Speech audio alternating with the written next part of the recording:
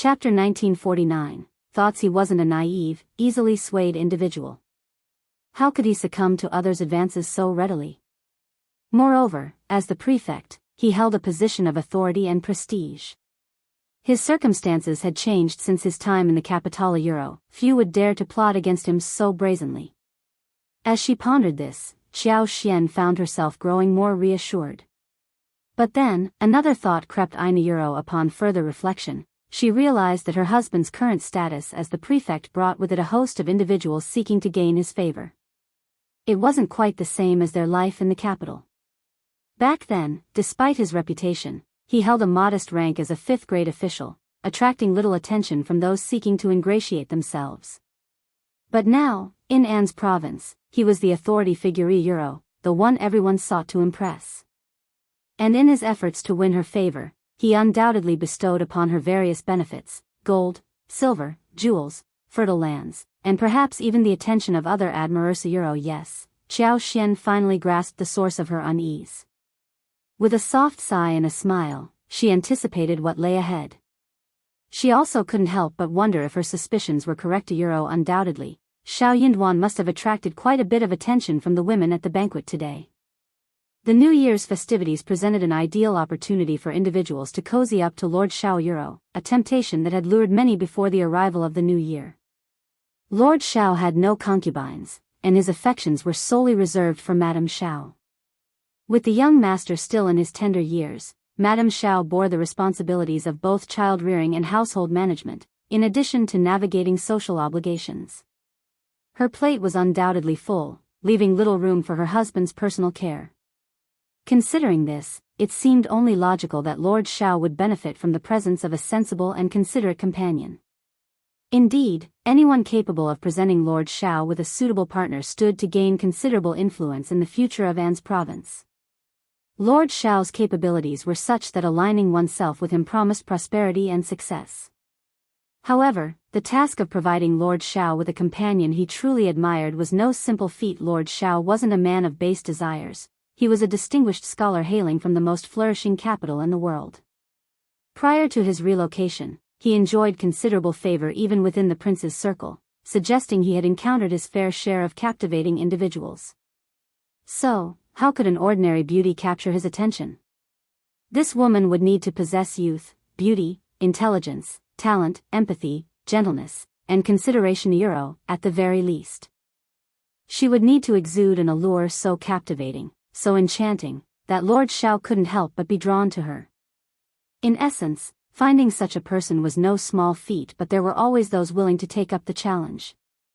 For instance, today, an affluent gentleman surnamed Zhuang went to great lengths to procure a clever and youthful maiden named Lu Ji from Jiangnan.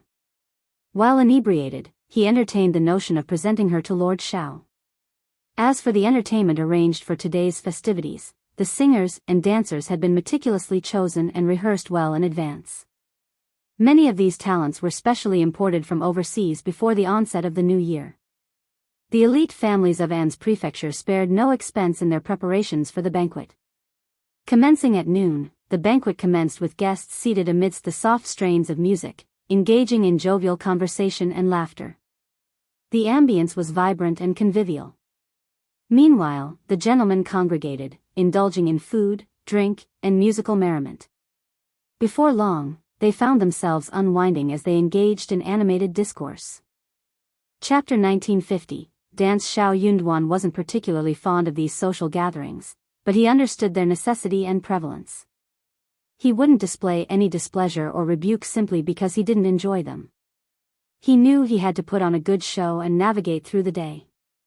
As the wine flowed and the dishes circulated, the atmosphere grew even more buoyant.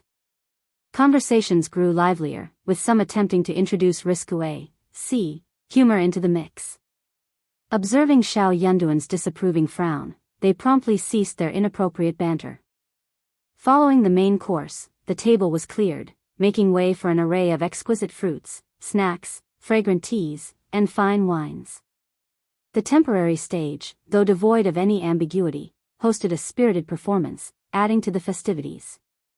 Despite having listened to performances all afternoon and dining well into the night, the excitement persisted. Throughout the event, Xiao Yunduan received compliments and toasts from those around him. He handled them with grace, neither overly affable nor aloof, maintaining a perfect balance that allowed no one to overstep their boundaries while leaving no room for criticism. Feeling weary of the social obligations inside, Xiao Yunduan sought respite by stepping outside for a while. The Cool Breeze Gang, renowned as the most opulent eatery in An's prefecture city, boasted a charming back garden, small yet exquisitely designed. Given its limited space, the garden featured potted flowers of various varieties arranged according to their blooming seasons. Plum blossoms, camellias, azaleas, and more adorned the landscape, their vibrant hues complementing the surrounding rockery, sweet osmanthus, bamboo, and picturesque pines. Nestled in one corner stood a quaint pavilion, encircled by water on three sides with a lively pond housing koi and other fish, adding a touch of whimsy to the scene. As Xiao Yunduan strolled amidst the garden's splendor, he unexpectedly encountered the second old master of the Mei family. Engaging in brief conversation, they were soon joined by others, their camaraderie leading them back indoors to enjoy the ongoing performance. As the afternoon progressed, the sun began its descent toward the western horizon, casting a golden glow over the surroundings. Gathering once more, the guests accompanied Xiao Yunduan for a leisurely walk through the garden, exchanging laughter and conversation. With dusk approaching, they eventually returned indoors, ready to continue the festivities. The evening banquet presented a marked contrast to the daytime affairs. Arranged in a traditional manner, the seating was organized with a prominent central seat flanked by 2 rows on each side, leaving an open space in the middle. Adorning the center was an exquisite flower carpet, while sumptuous dishes were served with meticulous care. As the toasts began, the musicians in the corner struck up a melodious tune, heralding the arrival of a troupe of dancers clad in alluring attire. With towering elegance and snow-white complexions, they captivated the audience with their mesmerizing performance. Leading the ensemble was a veiled figure, her eyes gleaming like autumn water, her waist swaying with graceful fluidity as she sang with dulcet tones. The spectators were instantly enthralled, their eyes alight with admiration and whispered praises. In particular, the leader of the dancers drew the gaze of nearly everyone present, her beauty both enchanting and mysterious, beckoning with irresistible allure. The song she sang seemed to resonate with the very essence of nature, its gentle melody teasing at the heartstrings of all who listened. Each verse seemed to caress the soul, leaving behind a lingering warmth and a tantalizing itch that could not be ignored. And yet, the veil shrouding her features only served to heighten the anticipation, fueling desires to unveil her true visage. As the final notes echoed through the hall, the audience erupted into thunderous applause and cheers, their fervor such that they wished to shower the beauty with silver and gold, if only to catch a glimpse of her unveiled face. Chapter 1951, Miss Lu Ji. Nevertheless, nobody was naive. They all understood that this exquisite beauty had been specifically arranged for Lord Xiao. They seized the opportunity to revel in the performance, shamelessly stealing more than a few glances. After today, they knew they wouldn't have the chance again. Such a captivating figure, alluring dance moves, enchanting eyes, and mellifluous voice truly epitomized supreme-grade beauty. Those who laid eyes on her couldn't help but feel their pulses quicken and their hearts stir. Lord Xiao was no exception. He was a man, after all. It was only natural for him to desire such a treasure that had practically been delivered to his doorstep. Considering it would come at no cost to him, why wouldn't he desire it? To pass up such a blessing would be sheer folly. Consequently, everyone assumed that this beauty belonged to Xiao Yunduan, and they lavished praise upon her accordingly. Absolutely stunning. Such a song belongs only in the Hevensa. It's truly magnificent. And that Dancy, it's beyond compare. I've never witnessed anything like it before. A beauty capable of toppling Kingdomsa, such rarity. We owe it all to Lord Xiao. Haha. Indeed, it's all thanks to Lord Xiao. Without him, we wouldn't have had the pleasure of experiencing such a marvelous performance. That's right, ha ha ha. Xiao Yunduan heard everything and frowned slightly. He took it as a joke and did not say anything more. Unexpectedly, when the dance ended and everyone applauded, Old Master Zhuang said with a smile, Miss Lu Ji's song and dance is really amazing. If it weren't for Lord Xiao, there wouldn't be peace in An's prefecture. It's all thanks to Lord Xiao that we can enjoy the song and dance banquet here in peace. We should thank Lord Xiao for his kindness. Miss Lu Ji, why don't you toast Lord Xiao on our behalf? Everyone cheered loudly, clapping and laughing. Yes, yes. That's how it should be. Yes, it's all thanks to Lord Xiao. Miss Lu Ji, please have a toast to Lord Xiao. A few more toasts. True. Miss Lu Ji still had not taken off her veil, but she smiled at Xiao Yunduan with a charming smile. She raised her hand and walked towards Xiao Yunduan with the small white jade wine glass in her hand. The cloud-like dress brought with it a faint elegant fragrance, making one feel relaxed and happy. As the captivating fragrance wafted through the air, many couldn't resist leaning in to catch a whiff, though they made sure not to betray their inner desires too overtly, lest they reveal their less than admirable intentions. Seating herself gracefully beside Xiao Yunduan, Lu Ji extended her glass to him, taking the opportunity to draw closer. Lord Euro, however, Xiao Yunduan deftly sidestepped her advance, gently pushing her back with a furrowed brow. I've had my fill of wine today, so it'll pass. Instead, why don't you grace us with another performance, Miss Lu Ji? I'm sure everyone here would love to see it. Though Xiao Yunduan would have preferred to excuse himself from the situation, he recognized the importance of maintaining cordial relations with the influential families of An's prefecture for the region's development. Regardless of the intentions behind the offer of such a beauty, he couldn't bring himself to accept it. He wouldn't even entertain the idea of touching her. Unaware of her upbringing or background, he could only perceive her as tainted. Chapter 1952, Decline. Lu Ji was momentarily stunned, feeling a wave of unease wash over her as she persisted in clinging to Xiao Yunduan.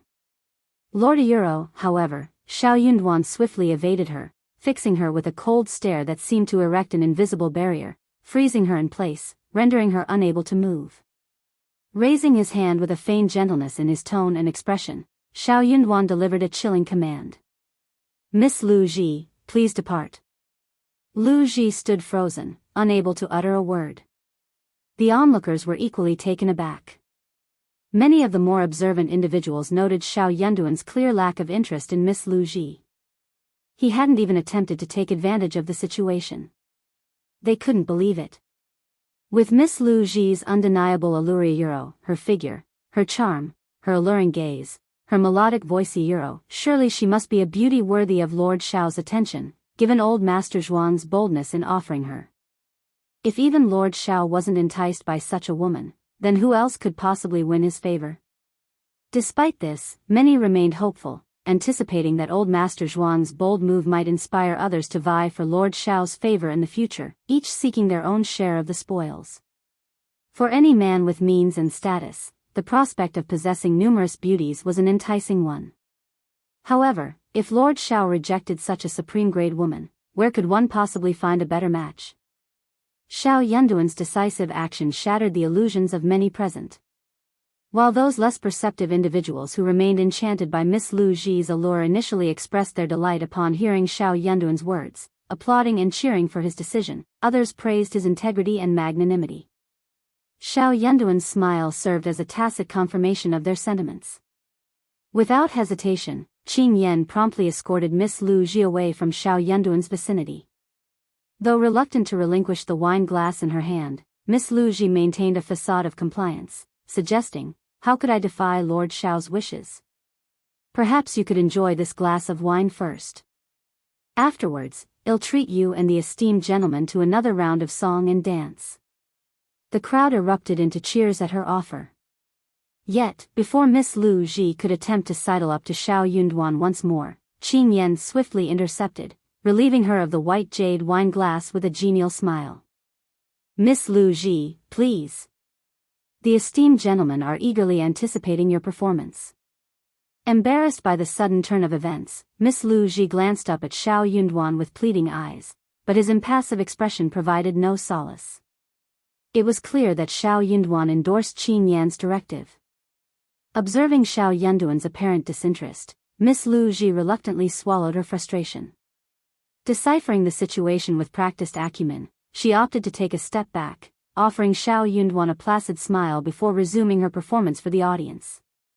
Xiao Yunduan's aloof demeanor only served to stoke Miss Lu Ji's competitive spirit. Having heard that Lord Xiao had only one wife, who happened to hold the esteemed position of primus, Miss Lu Ji's curiosity about him had been piqued. Now, witnessing Lord Xiao's undeniable charm firsthand, her interest intensified. She hadn't anticipated Lord Xiao's remarkable presence, nor had she anticipated the lascivious and repugnant behavior of the crass old masters. Yet, despite this, her resolve to captivate him remained unwavering.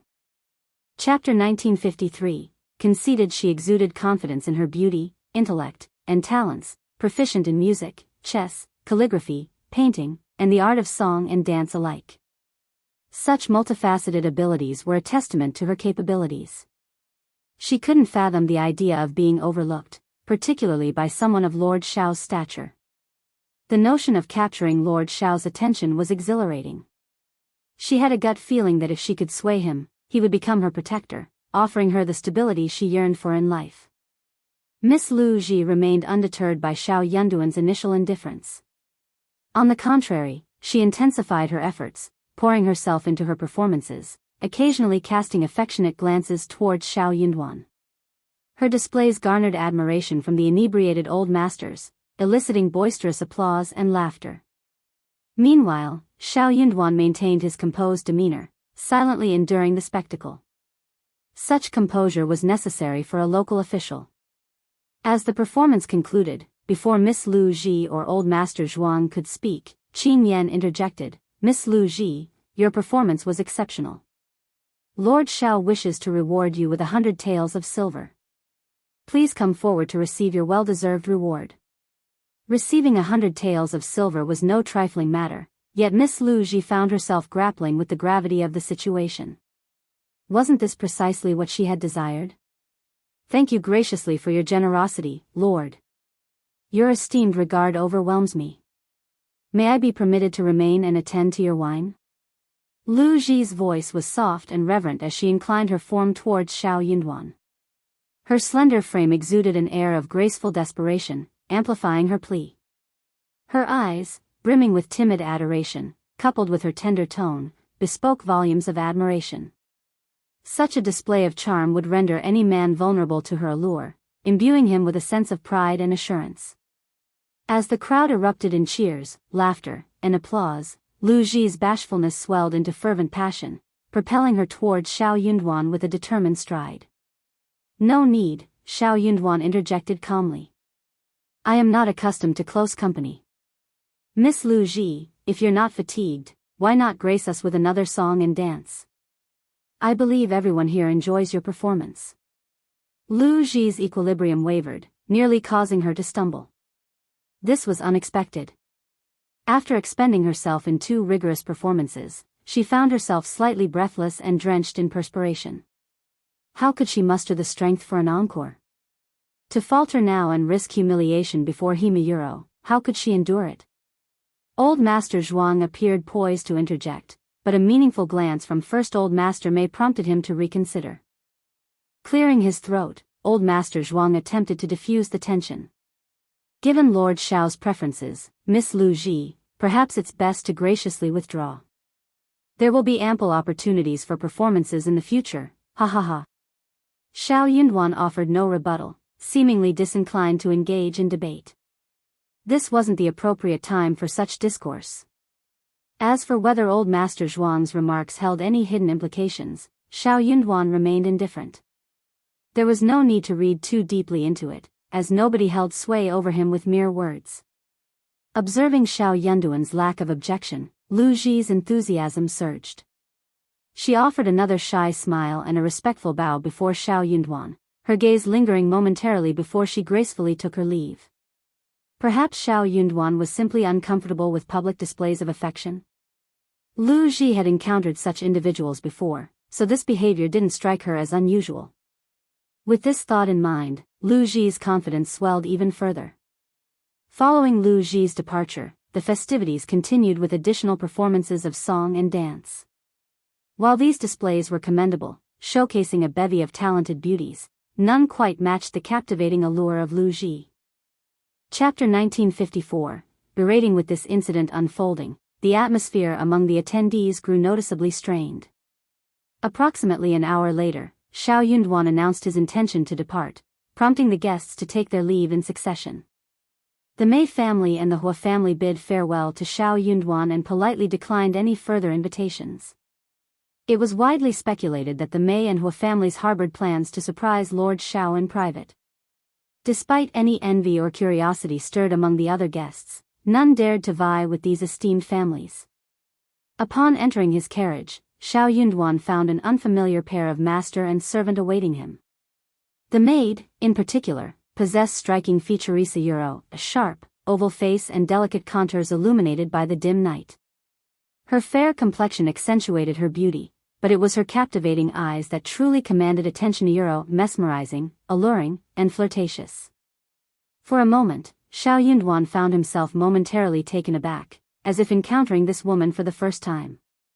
The woman suppressed a coy laugh behind her hand before speaking timidly, "My lord, I am Lu Ji. I hold you in great admiration and am willing to accompany and serve you. I offer myself as a humble servant and maid, with no regrets for the rest of my days.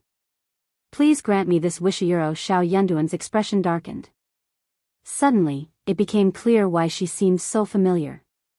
"Get off here. Lord. Don't make me say it a second time. Not everyone can board my carriage if they want to. Who asked you to come up? How dare you? Lord, you're wise. I definitely didn't mean to offend you. You have already offended me," Xiao Yunduan said coldly. "You came up without my permission, that is an offense. Buta if you refuse to disembark, shall I have someone assist you?" Xiao Yunduan's stern words jolted Lu Ji, leaving her no room for further argument. She timidly grasped the maid's hand and hastily exited the carriage. As Lu Ji vacated her seat, Xiao Yunduan cast a disapproving glance in her direction, his brow furrowing in displeasure. With a decisive pivot, he descended from the carriage and ordered Qin Yan to fetch a horse. Mounting swiftly, he rode off, trailed by Sun Bai and his retinue. Meanwhile, Qin Yan commandeered the vacated carriage, positioning himself at the edge with a disdainful snort aimed at Lu Ji, before instructing the coachman to proceed. Internally flustered, Lu Ji found herself at a loss for words, her thoughts swirling chaotically. The maid, bewildered by the unfolding events, voiced her confusion. "Miss, how could Lord Xiao treat you like this? You've done nothing but kinesa." "Enough," Lu Ji interjected, her embarrassment threatening to overwhelm her. She turned away, seeking solace in the presence of Old Master Zhuang. Old Master Zhuang, too, appeared taken aback and apprehensive. Could this incident incur Lord Xiao's ire? Regardless of his concerns, his only course of action was to escort Lu Ji back promptly and relay the events to the second Old Master of the Mei family with haste. Lu Ji's exceptional beauty made her a rare find indeed. Even with ample resources, locating her wouldn't have been a simple task. Upon hearing the report, second Old Master Mei offered little response, allowing Old Master Zhuang to depart without much ado. However, once alone, his countenance soured considerably. The discovery of this coveted beauty proved to be a disappointment. She seemed utterly ineffectual. Later that evening, the three brothers convened in the study, their minds burdened with worry. Third Old Master Mei was the first to voice his frustration. What is Lord Xiao's objective? If he shuns female company, does he not desire a spouse and heirs? Why shun the company of a suitable mate? What harm could it possibly bring? I find it utterly confounding. Chapter 1955, Fate. Second Old Master Mei let out a heavy sigh. Nothing is guaranteed. I had hoped that Lu Ji could sway him, or at least earn us a favorable mention. It would have saved us a lot of trouble. Sigh. The two brothers commiserated with each other, their minds burdened with concerns and uncertainties. It's just unfortunate that the gift didn't appeal to him. What more can be done, lamented one. Old Master Mei listened intently before offering his perspective. Simply because he rejected Lu Ji doesn't mean he's averse to others. Xiao Yunduan is, first and foremost, a scholar, a formidable one at that. It's not uncommon for scholars to have reservations, particularly in matters of reputation and sensitivity. His rejection in public may be a reflection of such concerns. Third Old Master May chimed in, nodding in agreement. Indeed, scholars often conceal unsavory habits behind a facade of piety. It appears that Xiao Yunduan values his reputation greatly. Perhaps presenting him with a more discreet option would yield better results?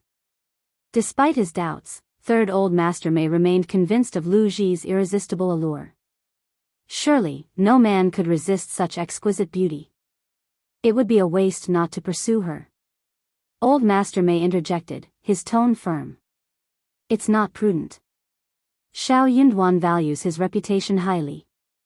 If he rejected Lu Ji, he may not accept her in private. We must explore other avenues to secure his favor. But where could I find another woman like Lu Ji? It doesn't have to be identical, Old Master May retorted disdainfully.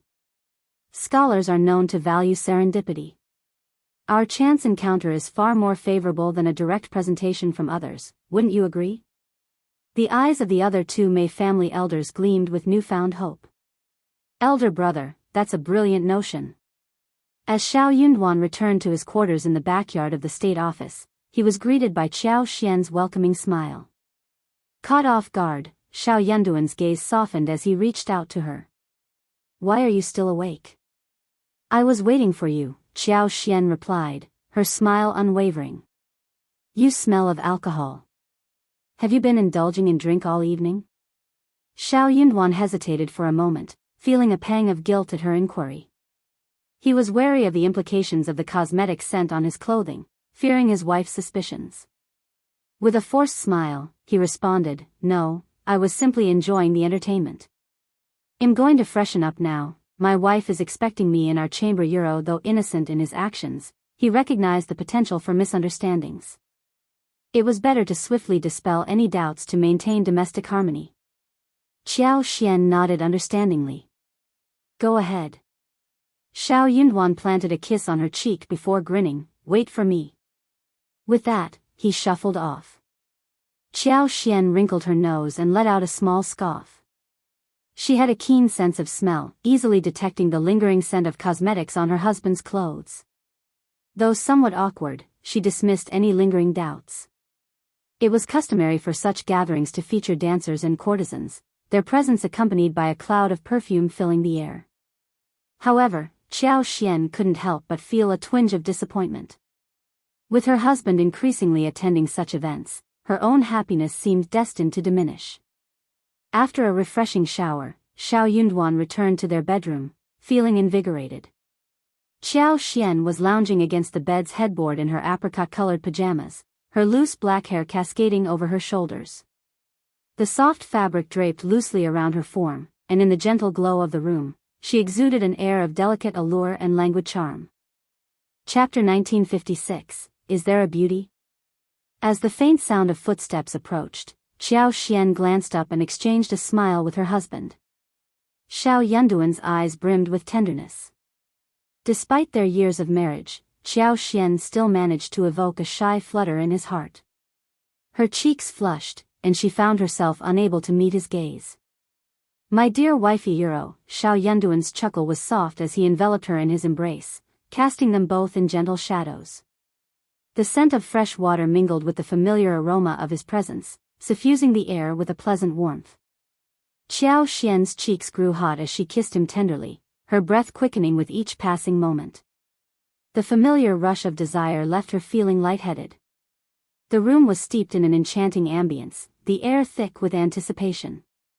Eventually, as the tension ebbed away like dissipating clouds after a storm, they remained ensconced in each other's arms, reluctant to disrupt the tranquil atmosphere. After tidying up the room, Xiao Yunduan drew her close once more, his smile tinged with contentment as he whispered sweet nothings into her ear. Qiao Xian indulged in playful banter, running her fingers through his hair. With a mischievous half-smile, she teased, Did you happen to encounter any captivating beauties at the banquet today? The ambience was just right, the perfect moment for indulgence and affection. It was only fitting that he inquire. However, there was no way she could retire for the night with him. Otherwise, slumber might prove elusive. Xiao Yunduan gently tapped her nose, a knowing smile gracing his lips. He anticipated her question. In truth, he began, there were a few performers singing and dancing, their cacophony causing quite the headache. Whether they were exceptional or not mattered little to me. Their presence holds no significance.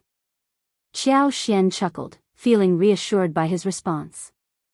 For women, a man's attitude mattered most, words reinforced by actions.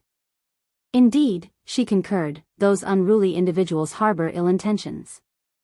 My dear husband, steer clear of their company. Should anyone persist in associating with them despite the warnings, I'll not hesitate to assert my claim as a jealous wife. Xiao Yunduan gently kissed her, his voice tender, never. I couldn't bear it. They already had a son, with plans for more children in the future. If his wife were to be labeled as a jealous woman, their children could simply brush it off, joking that she was their daughter-in-law, and it wouldn't affect their son-in-law. Xiao Yunduan was thinking ahead, considering the long-term implications. If Xiao Xian had known his thoughts, she would have been torn between laughter and exasperation. But she didn't press further, content with his response. Never one to dwell on such matters, Xiao Xian shifted the conversation to their plans for admiring the Lantern Festival lights on the upcoming 15th day of the lunar month, before drifting off to sleep.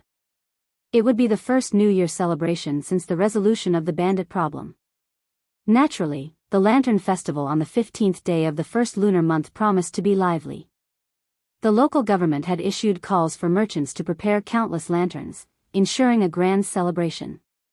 As the final festivity of the spring festival season, the Lantern Festival marked the beginning of warmer weather and the implementation of new plans for farmers and merchants alike. The bustling festivities of the Lantern Festival were a fitting conclusion to the joyous season of celebration. As the Lantern Festival approached, a multitude of lanterns adorned the backyard of the state government office.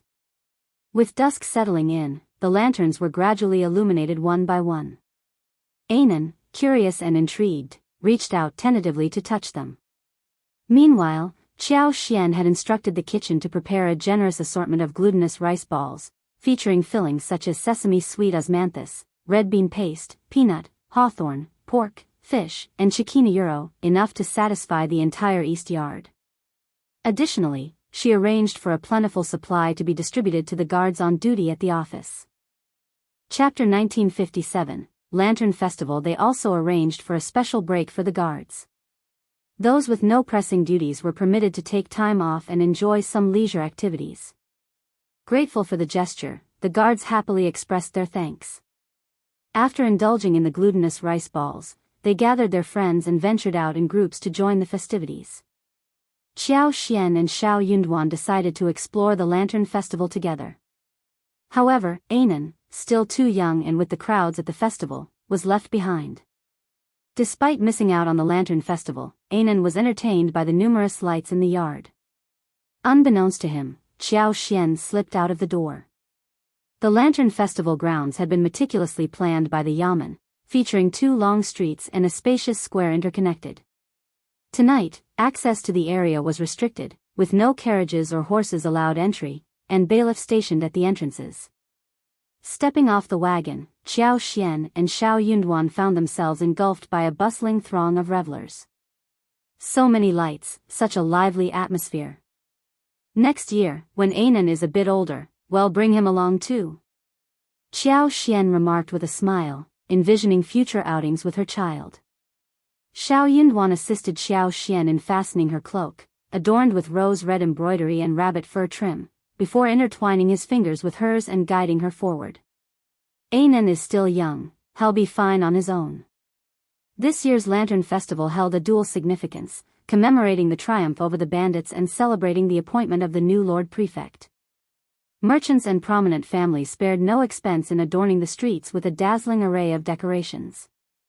The streets were aglow with myriad lanterns, each more splendid than the last. Xiao Yunduan admired them as they strolled, marveling not only at their exquisite designs and illustrations but also at the diverse materials euro, silk, gauze, craft paper, snow wave paper, mulberry paper, wood, bamboo, feathers, glass, jade, and more. Each lantern boasted intricate craftsmanship, adorned with silk, jade, beads, and threads, captivating the eyes of passers-by. In the spacious plaza, enormous lanterns resembling miniature houses adorned the surroundings, their brilliance imbued with symbols of auspiciousness: pine cranes, springtime scenes, carps leaping over the dragon gate, change ascending to the moon, flourishing lotus flowers, and bamboos signifying safety. Crowds gathered around these magnificent displays, pausing to admire, jest, and point in awe. Numerous grand lanterns were adorned with vibrant floral arrangements, surrounded by pots of blooming lilies, chrysanthemums, coxcombs, and more, enhancing the festive ambience. Xiao Xian was filled with excitement, unable to contain her praises. Yet, amidst her admiration, a tinge of regret lingered. It was a shame that such a picturesque scene couldn't be captured in photographs. If she wished to behold it again after today, she'd have to wait until the following year. Xiao Yunduan reserved a private room at a tea house overlooking the square. As they made their way toward it, intending to savor the scenery from the comfort of the tea house, they unexpectedly encountered Mrs. Jia and two other acquaintances, also immersed in lantern admiration. Mrs. Jia and her companions approached them with greetings, prompting Xiao Xian to extend her hospitality. One of the ladies, Mrs. Lin, suggested they join her in the private room. Madame Jia and Mrs. Long chimed in, smiling warmly. Reluctant to appear inhospitable and mindful of preserving social decorum, Xiao Xian acquiesced with a smile, urging Xiao Yunduan to return home with her. The three ladies were delighted by Xiao Xian's decision, bidding farewell to Xiao Yunduan politely before accompanying Xiao Xian to the tea house. Chapter 1958, Accident. Xiao Yunduan sighed helplessly, resigning himself to the situation. It was disappointing that he had taken his wife out to enjoy the lanterns, only for her to be whisked away by Mrs. Jia. Thankfully, they had spent most of the evening shopping, otherwise, his disappointment would have been even greater. With Xiao Xian now occupied, Xiao Yunduan found himself reluctant to venture to the tea house alone. Feeling somewhat foolish sitting by himself amidst the bustling crowd, he decided to head back the way they came. Considering the scale of the Lantern Festival, the government had undoubtedly made extensive preparations. Bailiffs were stationed strategically, and city gate patrols remained vigilant. Xiao Xian was accompanied by Li Xia, Li Qiu, Mian, and Yi, while Xiao Yunduan had Sun Bai and his men ensuring his safety. However, Xiao Yunduan hadn't anticipated causing trouble while out shopping. As he navigated the bustling market, a sudden shove sent him off balance, causing him to collide with a woman. She let out a cry of surprise as the delicate glass lantern she held slipped from her grasp and shattered upon impact. Feeling somewhat embarrassed, Xiao Yunduan glanced around, grateful that his current disguise had kept his identity hidden. It wouldn't have looked good for the dignified lord of the prefect state to be seen causing such a mishap. Xiao Yunduan instructed Sun Bai, who was nearby, to handle the situation and compensate the girl for the broken lantern before leaving promptly. The girl's expression froze in disbelief. Lord Xiao hadn't even spared her a glance. Sun Bai, accustomed to handling matters efficiently, approached the girl. Having served in the Crown Prince's East Palace, he was well versed in dealing with various situations. Observing the timing of the collision, occurring shortly after Madame Jia's departure, and the subsequent breakage of the girl's lantern, he couldn't help but find the circumstances suspicious. His gaze towards the girl grew more guarded. "Miss, how much is this glass lamp worth? I will compensate you accordingly." The girl forced a smile, insisting, "You can't blame that young gentleman just now. It was my own carelessness. I cannot accept compensation from you. Miss, you're being too modest.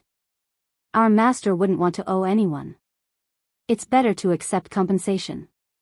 Though she refused compensation now, there was no telling what complications might arise later. It was better to settle the matter promptly to avoid future disputes. The situation took a more serious turn due to Xiao Yunduan's status as the lord of the prefect. The girl attempted to refuse the compensation once again, but found herself unable to do so. To her surprise, she noticed that the individuals who had pushed her had not yet departed. They lingered nearby, pointing and laughing amongst themselves, seemingly discussing something. With a determined glare, the girl confronted them, angrily pointing them out. You're the ones who pushed me just now, causing me to accidentally bump into that young gentleman and break the glass lamp. You should be responsible for compensating for it. Xiaoyi, Xiaochun, don't let them leave. They need to pay. Her two maidservants swiftly obeyed, rushing over to confront the individuals and demand compensation. Tensions escalated rapidly, and the atmosphere grew charged with conflict. Chapter 1959, Misunderstanding. Amidst the escalating argument, Sun Bai, accompanied by his subordinate, found himself unable to depart immediately. Frowning inwardly, he couldn't help but cast a reproachful glance at the woman embroiled in the dispute. In his mind, Sun Bai couldn't comprehend why such a fuss was being made over a mere glass lamp. Regardless of its value, there was a limit to its worth. His lord was certainly not lacking in wealth. He could easily afford to compensate for it, no matter the cost. Sun Bai was certain that Xiao Yunduan wouldn't haggle or fuss over such a trivial matter. Why, then, was this woman causing such a scene? Watching the woman's two maidservants engage in heated argument with the others only served to heighten Sun Bai's irritation. However, he opted not to intervene. After all, it wasn't his place to mediate. Besides, taking sides would only complicate matters further. Deciding to observe from the sidelines and await a resolution, Sun Bai failed to realize the implications of his inaction. This was the Lantern Festival, a bustling event teeming with crowds. It was a magnet for onlookers eager to witness any spectacle. Before Sun Bai could discern the gravity of the situation, a throng had gathered around, drawn by the commotion. As the crowd swelled, the likelihood of encountering acquaintances increased exponentially. With the growing crowd, the likelihood of encountering acquaintances skyrocketed, especially for someone like Sun Bai, a constable of the An's province's government office, known to many in the city. True to expectations, it didn't take long for someone to recognize him amidst the throng. Before long, a familiar face approached Sun Bai, offering greetings and inquiring about the situation, offering assistance if needed. The sharp-witted maidservant, Xiaoyi, seized the opportunity to amplify the situation, raising her voice to draw attention. Boom! In no time, the entire gathering was abuzz with speculation. As rumors spread, they took on a life of their own, growing increasingly absurd. Soon, the tale morphed into a sensationalized narrative. Lord Xiao, witnessing an injustice, unsheathed his sword to defend a young and beautiful woman being harassed by ruffians in the lantern market, accidentally shattering a glass lamp in the process. His chivalrous act sparked awe and admiration throughout the crowd. The romantic gossip between a man and a woman had always been a favorite topic of discussion among the locals. Even the slightest hint of a connection would set imaginations alight, sparking wild interpretations and rampant rumors. The intrigue was heightened by the fact that one party was a young and beautiful heiress from an obscure family, while the other was a rising star, the Lord Prefect. The tantalizing 8 trigrams between them fueled endless curiosity and speculation. As the crowd swelled that night, Sun Bai began to sense that something was amiss. Dismissing the instigators and compensating the girl with silver, he attempted to clarify the situation. However, some people were more inclined to believe their own fantasies than the truth. There were even those who cynically believed that Sun Bai's explanations were merely attempts to cover up the real story. As for Sun Bai's true intentions? Well, that was a secret he couldn't divulge. Her speculation wasn't unfounded, it had a basis. After all, why would Constable Sun escort that girl home that night if there wasn't something between her and Lord Xiao? It seemed like the most logical conclusion. Upon hearing this later on, Sun Bai couldn't help but feel dejected. The girl had pleaded with him pitifully to accompany her home, citing fear of further harassment from the instigators. Faced with a vulnerable trio of women in the dead of night, Sun Bai found it impossible to refuse. Chapter 1960, Unexpected. If anything were to happen to that girl, it could potentially implicate Lord Xiao, making the situation difficult to explain. From Sun Bai's perspective, he had simply escorted her home, ensuring her safety with the presence of his subordinates and 2 acquaintances. He had believed it would be a straightforward task, but he hadn't anticipated the ensuing rumors. In reality, the moment the girl accidentally shattered the glass lamp on Xiao Yunduan, events spiraled out of his control. Both Xiao Yunduan and Sun Bai remained unaware of the rumors circulating about them. For Xiao Yunduan, it was a minor incident that he swiftly left behind, delegating to Sun Bai without further concern. As for Sun Bai, he too saw the night's events as uneventful and quickly moved on. With the demands of post-spring festival responsibilities looming, neither of them gave much thought to the incident thereafter. Thus, he found himself at a disadvantage. This was the unfolding narrative. Meanwhile, Xiao Xian and Mrs. Jia didn't linger long at the festival, as women typically didn't stay out late. By the time Xiao Xian returned home, Xiao Yunduan had already retired for the night, and Ainan was sound asleep. The couple settled into their room, and the night passed without incident. With the conclusion of the spring festival, Xiao Yunduan was consumed with tasks like rice planting and road repairs, leaving little room for leisure. Given that the rice seeds had been provided by the government the previous year, Xiao Yunduan intended to continue his partnership with Yuezhing Shao for this year's crop. However, no one could guarantee the same yield as last year. It was widely regarded as a stroke of luck, an anomaly in the Lord Prefect's favor. Xiao Xian recognized the importance of managing expectations moving forward. If the same level of prosperity from the previous year was expected again this year and beyond, disappointment and resentment among the people would inevitably arise. With this in mind, Xiao Xian decided against intervening in the rice production this year, including her own 60,000 mu of paddy fields. Upon returning from their hunting trip in Meili town, Xiao Yunduan and Xiao Xian had already conferred with Jia Hemming and others regarding the road repairs, and the project was now officially underway. The infrastructure of An's province had languished for numerous years, leaving the roads to various towns in dire need of repair. In the 3 towns near the capital city, the road conditions were relatively better. However, as one moved further away from the capital, the road conditions deteriorated significantly. The 2 towns furthest away faced substantial challenges in transporting rice seeds and collecting taxes on public grain every year. The state of those roads was a constant headache for authorities.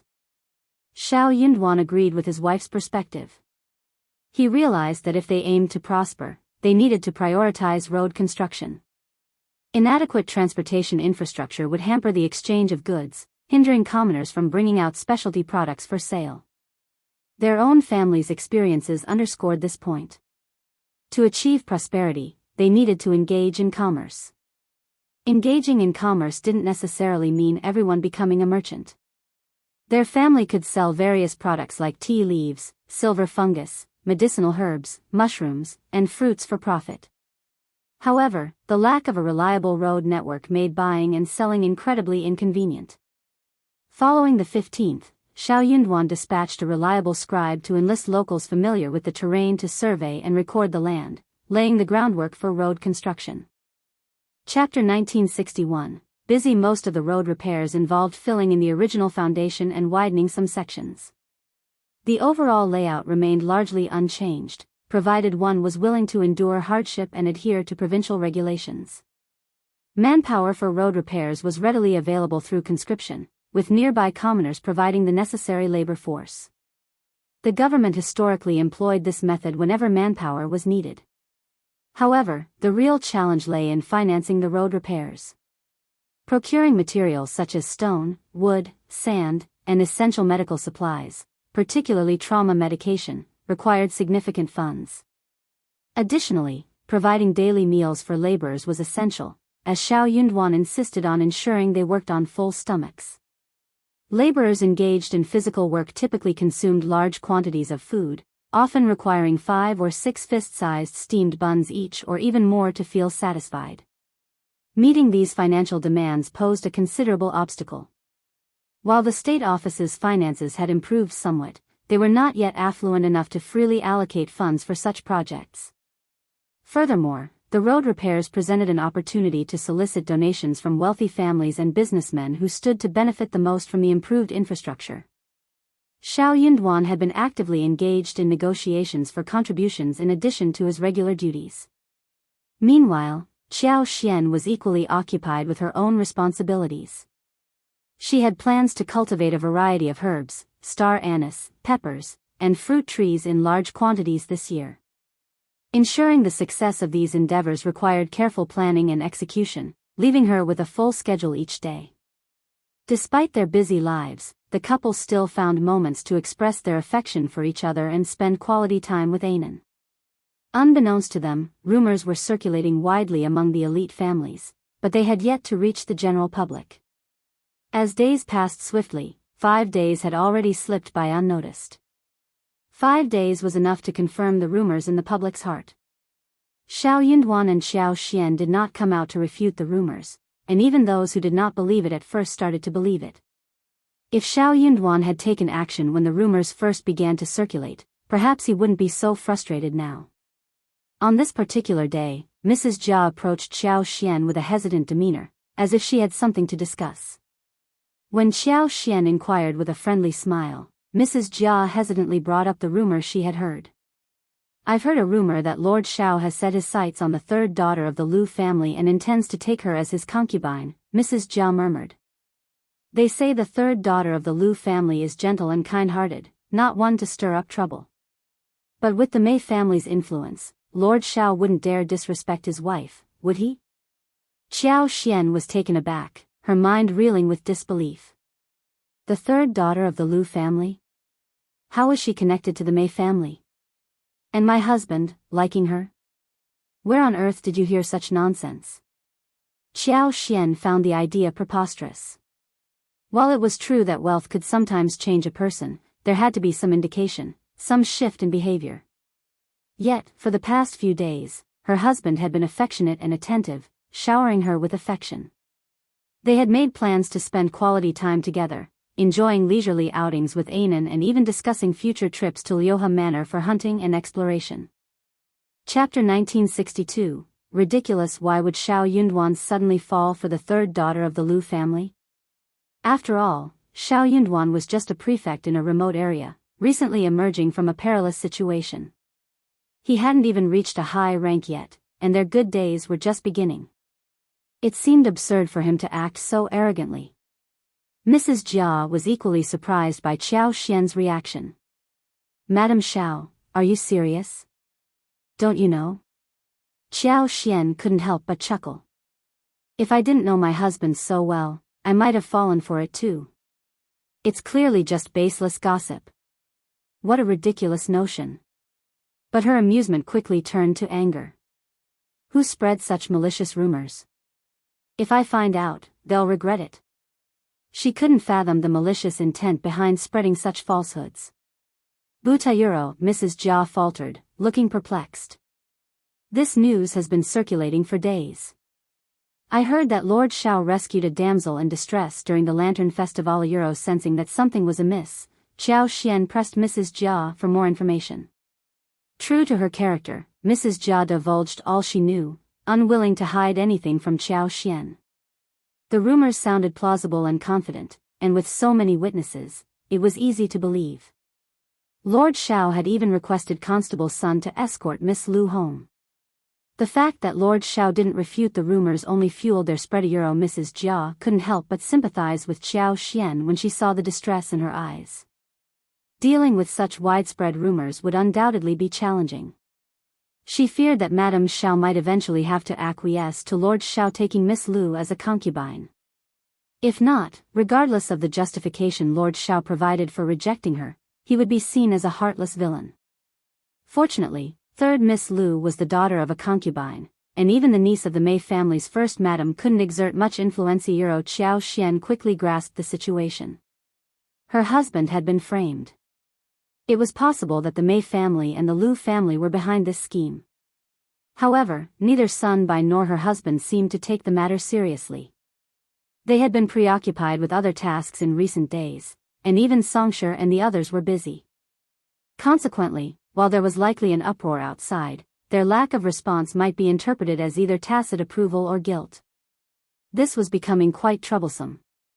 Although she was only a concubine's daughter, she still had a reputation to uphold.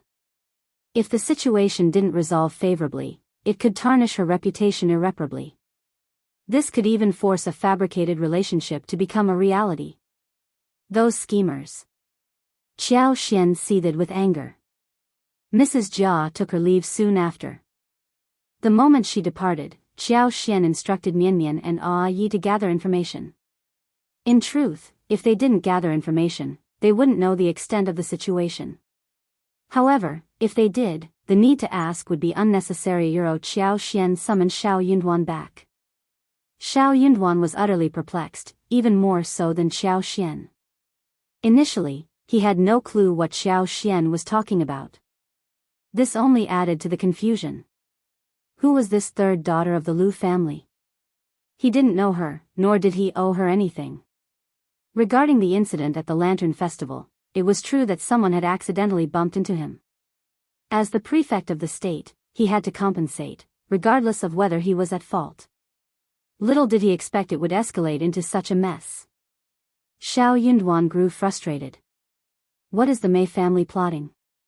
Xiao Xian couldn't help but feel a twinge of jealousy. Now they all think that my husband is so lonely without anyone to look after him, so he should be showing concern for her. Chapter 1963, Anger. Hadn't it always been like this since ancient times? Officials and merchants colluded no, they cooperated. One party provided backing, while the other received monetary rewards. The Mei family might not have been the only ones contemplating such actions. It was just that the Mei family had acted first. After all, she was merely a concubine's daughter. So what if the process lacked glory? She was just Theta, a concubine's daughter. Regardless of a merchant's power, they remained a merchant. Offering the daughter of a concubine to an official as a concubine, particularly to a young and promising official with a bright future, wouldn't bring shame to their family, rather, it would be seen as an honor. Furthermore, it could yield benefits in the future. In any case, the Lu family wouldn't come out at a loss. They must have presented their proposal to Xiao Yunduan, who turned them down. That was why Xiao Xian felt reassured. Now wasn't the time for jealousy. Xiao Xian merely voiced his grievances. The primary concern was how to address this issue. As a local powerhouse, the Mei family wielded significant control over public sentiment. They adeptly manipulated and stoked the flames to ensure events unfolded seemingly naturally, detached from their involvement.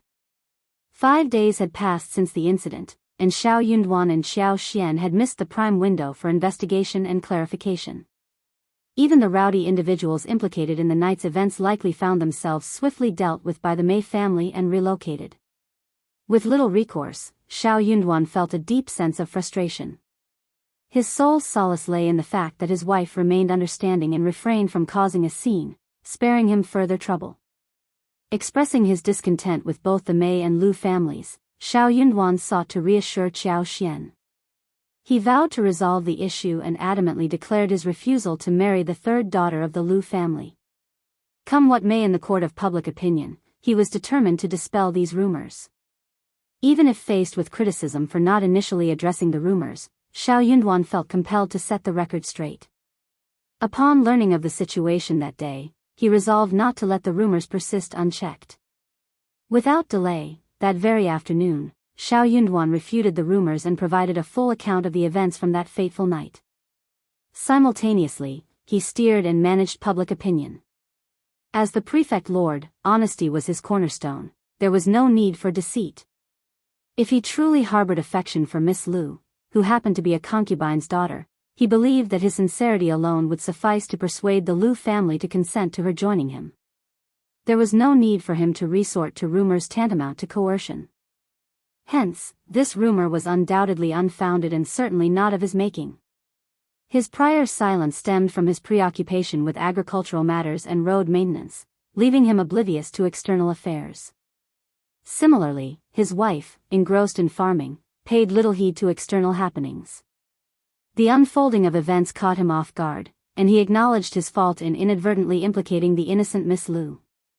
He came forth to testify to Miss Lu's innocence and expressed his remorse, vowing to compensate the Lu family accordingly. Should the Lu family stipulate any condition, barring illegal or unethical demands, he pledged to fulfill them to the best of his ability. This assurance carried weight, for he held the esteemed position of prefect lord of An's prefecture city. Failure to uphold his word publicly would tarnish his reputation and jeopardize his future endeavors. Chapter 1964, Self-Recommendation. Simultaneously, Xiao Yunduan gravely addressed the presence of an instigator working behind the scenes to sow discord between himself, the Lu family, and the Mei family. Their aim was to disrupt the harmony and progress of An's prefecture. Such a person was utterly despicable. He pledged to launch a covert investigation to uncover the identity of this malicious individual. Once found, they would face severe consequences for their sinister actions. These words reverberated with shock among the onlookers. Many were intimidated into silence, refraining from reckless discussions. Even if the flames of discontent burned within, they dared only to confide in their families behind closed doors, avoiding any brazen remarks. The citizens of An's city were well aware of Lord Xiao's capabilities. His stern warning quelled any further impudence. Despite their influence, were they as formidable as the bandits from the 3 villages? To Xiao Yunduan's surprise, second Old Master Lu, the father of third Miss Lu, visited the prefect's office the following day. Reluctantly, Xiao Yunduan appeared, understanding the gravity of the situation, despite his inner discontent. Second Old Master Lu approached with genuine contrition. He bowed deeply to Xiao Yunduan, expressing profound apologies and acknowledging the fault of the Lu family in the unfolding events. He explained that the Lu family had been caught off guard by the rumors, utterly bewildered by the situation. Given the involvement of the prefect lord, they hesitated to make any hasty remarks, fearing inadvertent offense. To do so would be a grave transgression. Hence, they awaited the prefect lord's declaration, hoping to gauge his stance first. Little did they anticipate that the prefect lord, engrossed in his administrative duties, remained unaware of the situation until it had escalated to its current state. The Lu family's shame was palpable. Xiao Yunduan clenched his jaw. Devoid of the Mei family support, Xiao Yunduan found it difficult to believe that the Lu family would feign ignorance and perform a charade before him. As one of An's province's 2 prominent family clans, the Mei family managed to deceive everyone except him, displaying audacity bordering on arrogance by not even fearing his ire. Xiao Yunduan had little patience for second Old Master Lu's lengthy explanations. Cutting him off, he declared the matter resolved. As long as the Lu family remained reasonable, all would be well. His assurances stood firm. If the Lu family harbored any requests within his capacity to fulfill, he would not hesitate to oblige. To his surprise, second Old Master Lu made an immediate plea. He implored Xiao Yunduan to take Lu Xianyun as his concubine. Lord Xiao, you've met the girl. She is suitable to serve both you and your wife. The Lu family's sincerity is genuine, and the girl herself is willing. I earnestly hope that Lord Xiao can grant my wish. Lord Xiao, I understand your demanding schedule, and it might be challenging for Madame Xiao to manage alone. Despite my daughter's delicate appearance, she has received a thorough education from her mother. If she accompanies you and Madame, she will undoubtedly adhere to the rules and never overstep her bounds. You can trust in her obedience, Lord.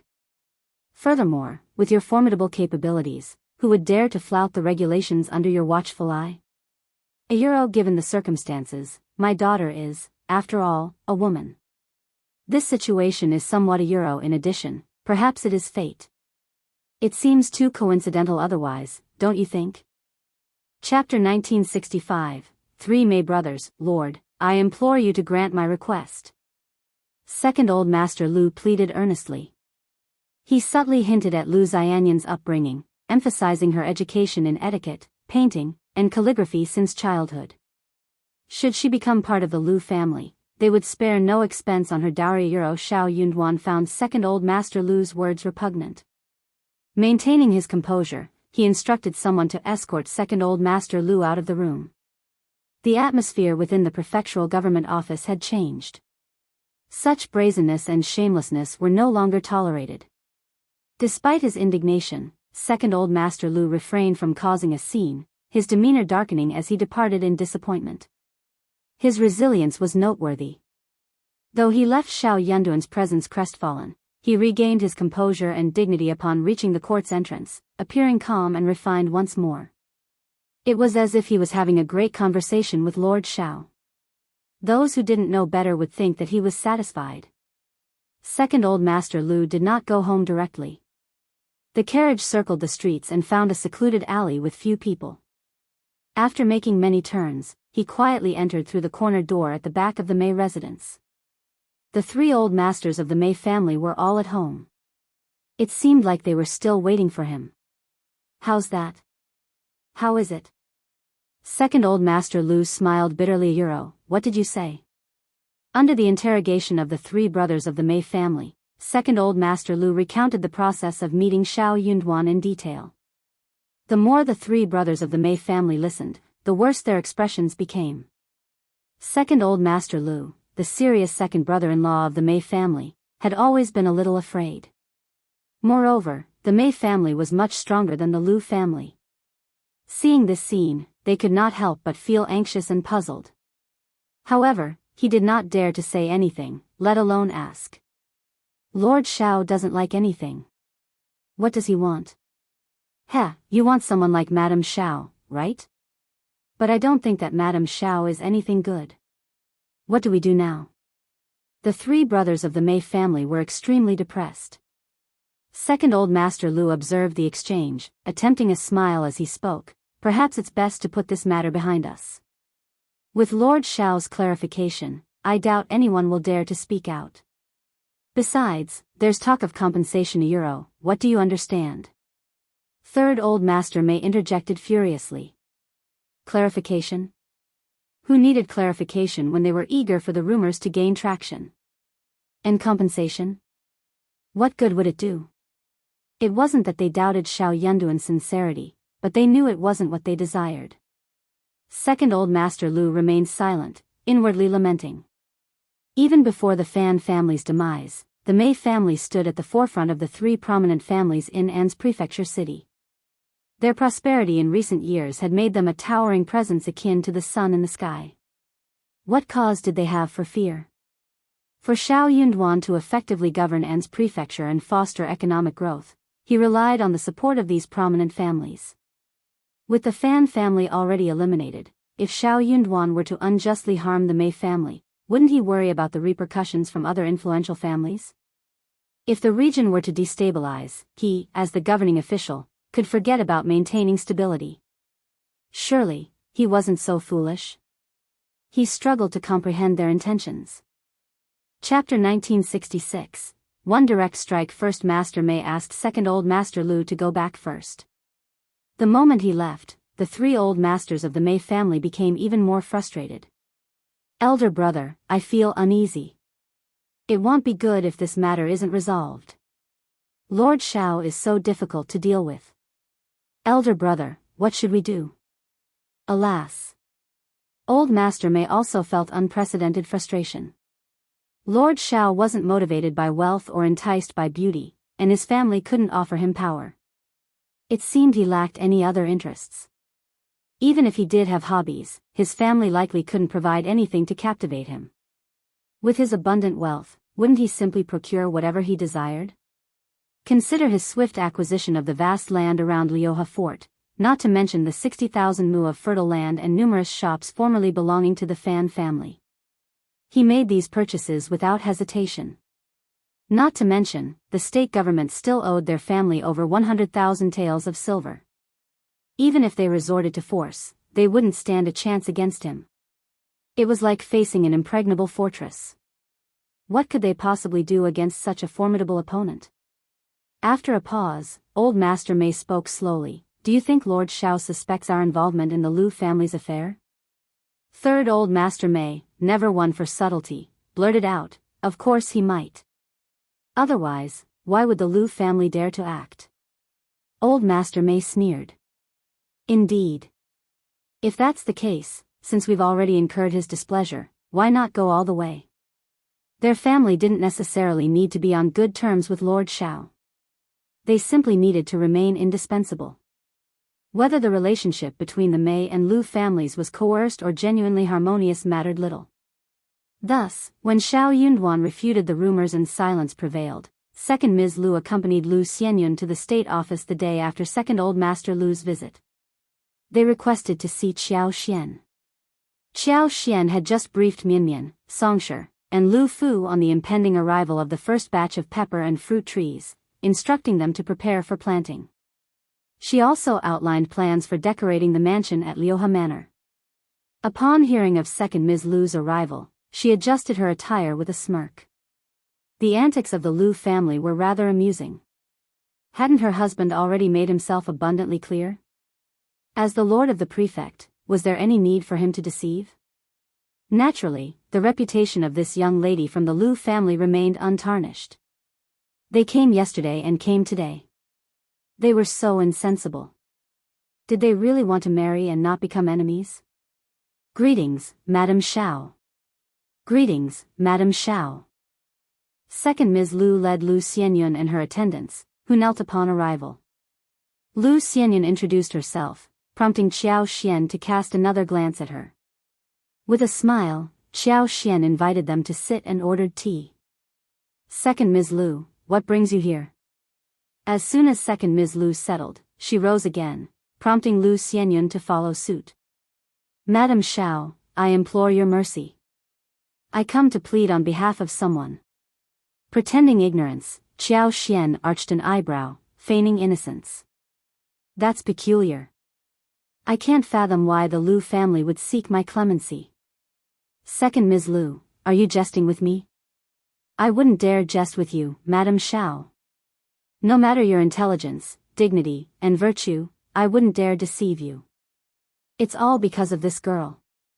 Chapter 1967, Leaving her behind. I understand that the blame has been directed towards the Lu family for this incident. We were sluggish in our response and nearly tarnished Lord Xiao's reputation. I extend my sincerest apologies to you and Lord Xiao. Xiao Xian didn't concern herself with whether this was a retreat or not. An apology was forthcoming, and she accepted it. It's true that the Lu family's reaction to this matter was delayed. Our lord is occupied and genuinely unaware of these rumors. Likewise, I was unaware. Had I known, would have promptly stepped in to address the falsehoods. Why didn't you dispatch someone to inform us sooner?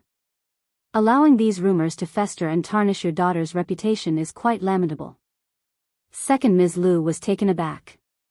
Yes, Madame Xiao, you're correct. Xiao Xian continued. So, your purpose in coming here is to apologize for this? That's unnecessary.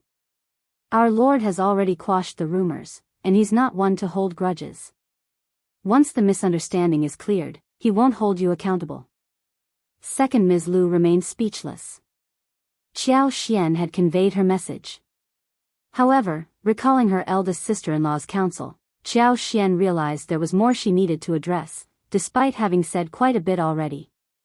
However, second Ms. Lu didn't dare to say any nice words or play any tricks. Madame Xiao didn't fall for it at all.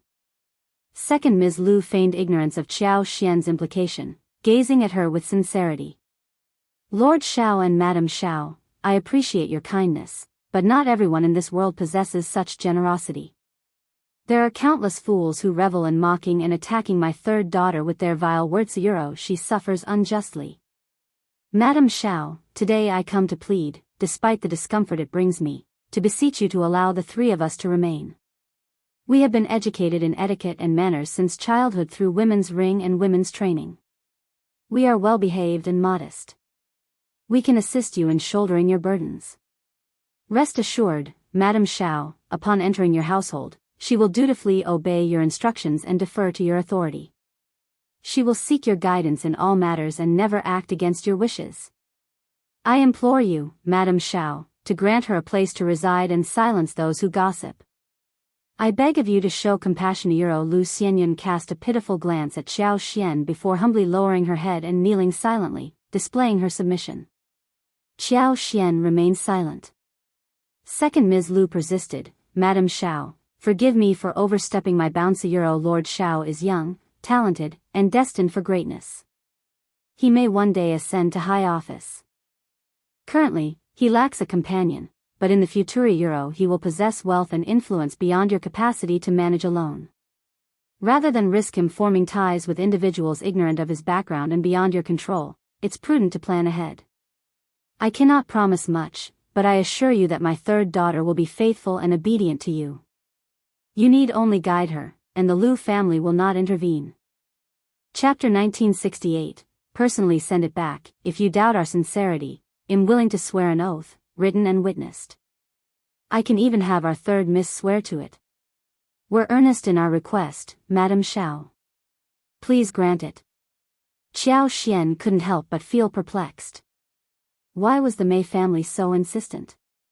Did they possess such discerning taste? Were they so confident in her husband's future success that they felt compelled to issue an early warning? Well, address the future when it arrives. I'm not one to concern myself with long-term planning. After all, circumstances can change unexpectedly, can't they? No plan, no matter how meticulous, can guarantee a smooth journey ahead. I'm rather obstinate and inclined to disregard advice. Second Ms. Lu, there's no need for further discussion. Let's conclude this matter here. If there's nothing else, Second Ms. Lu, kindly escort Third Miss Lu back. Madame Xiaoyuro, Liqiu, see our guests off. Yes, Second Ms. Lu, this way please. Liqia and Liqiu, irked by Second Ms. Lu's persistence, hastened to usher her out. With no alternative, Second Ms. Lu rose and departed. Lu Xianyun obediently followed her mother out of the office. However, just as they were about to depart the back office, Second Ms. Lu claimed she had dropped her handkerchief and instructed Lu Xianyun to retrieve it for her. Lu Xianyun dutifully turned back to search, only to find herself abandoned as Second Ms. Lu departed with the maidservants. Meanwhile, Lu Xianyun, fulfilling her filial duty, eventually located a handkerchief for her birth mother. However, she was not inside the office, rather, she knelt before the east gate of the state government office. Passers-by couldn't help but crane their necks, murmuring in hushed tones and speculating about the situation. Xiao Xian swiftly caught wind of the situation, her expression darkening. Liqia and the others were taken aback. Has the Lu family lost their minds? How audacious!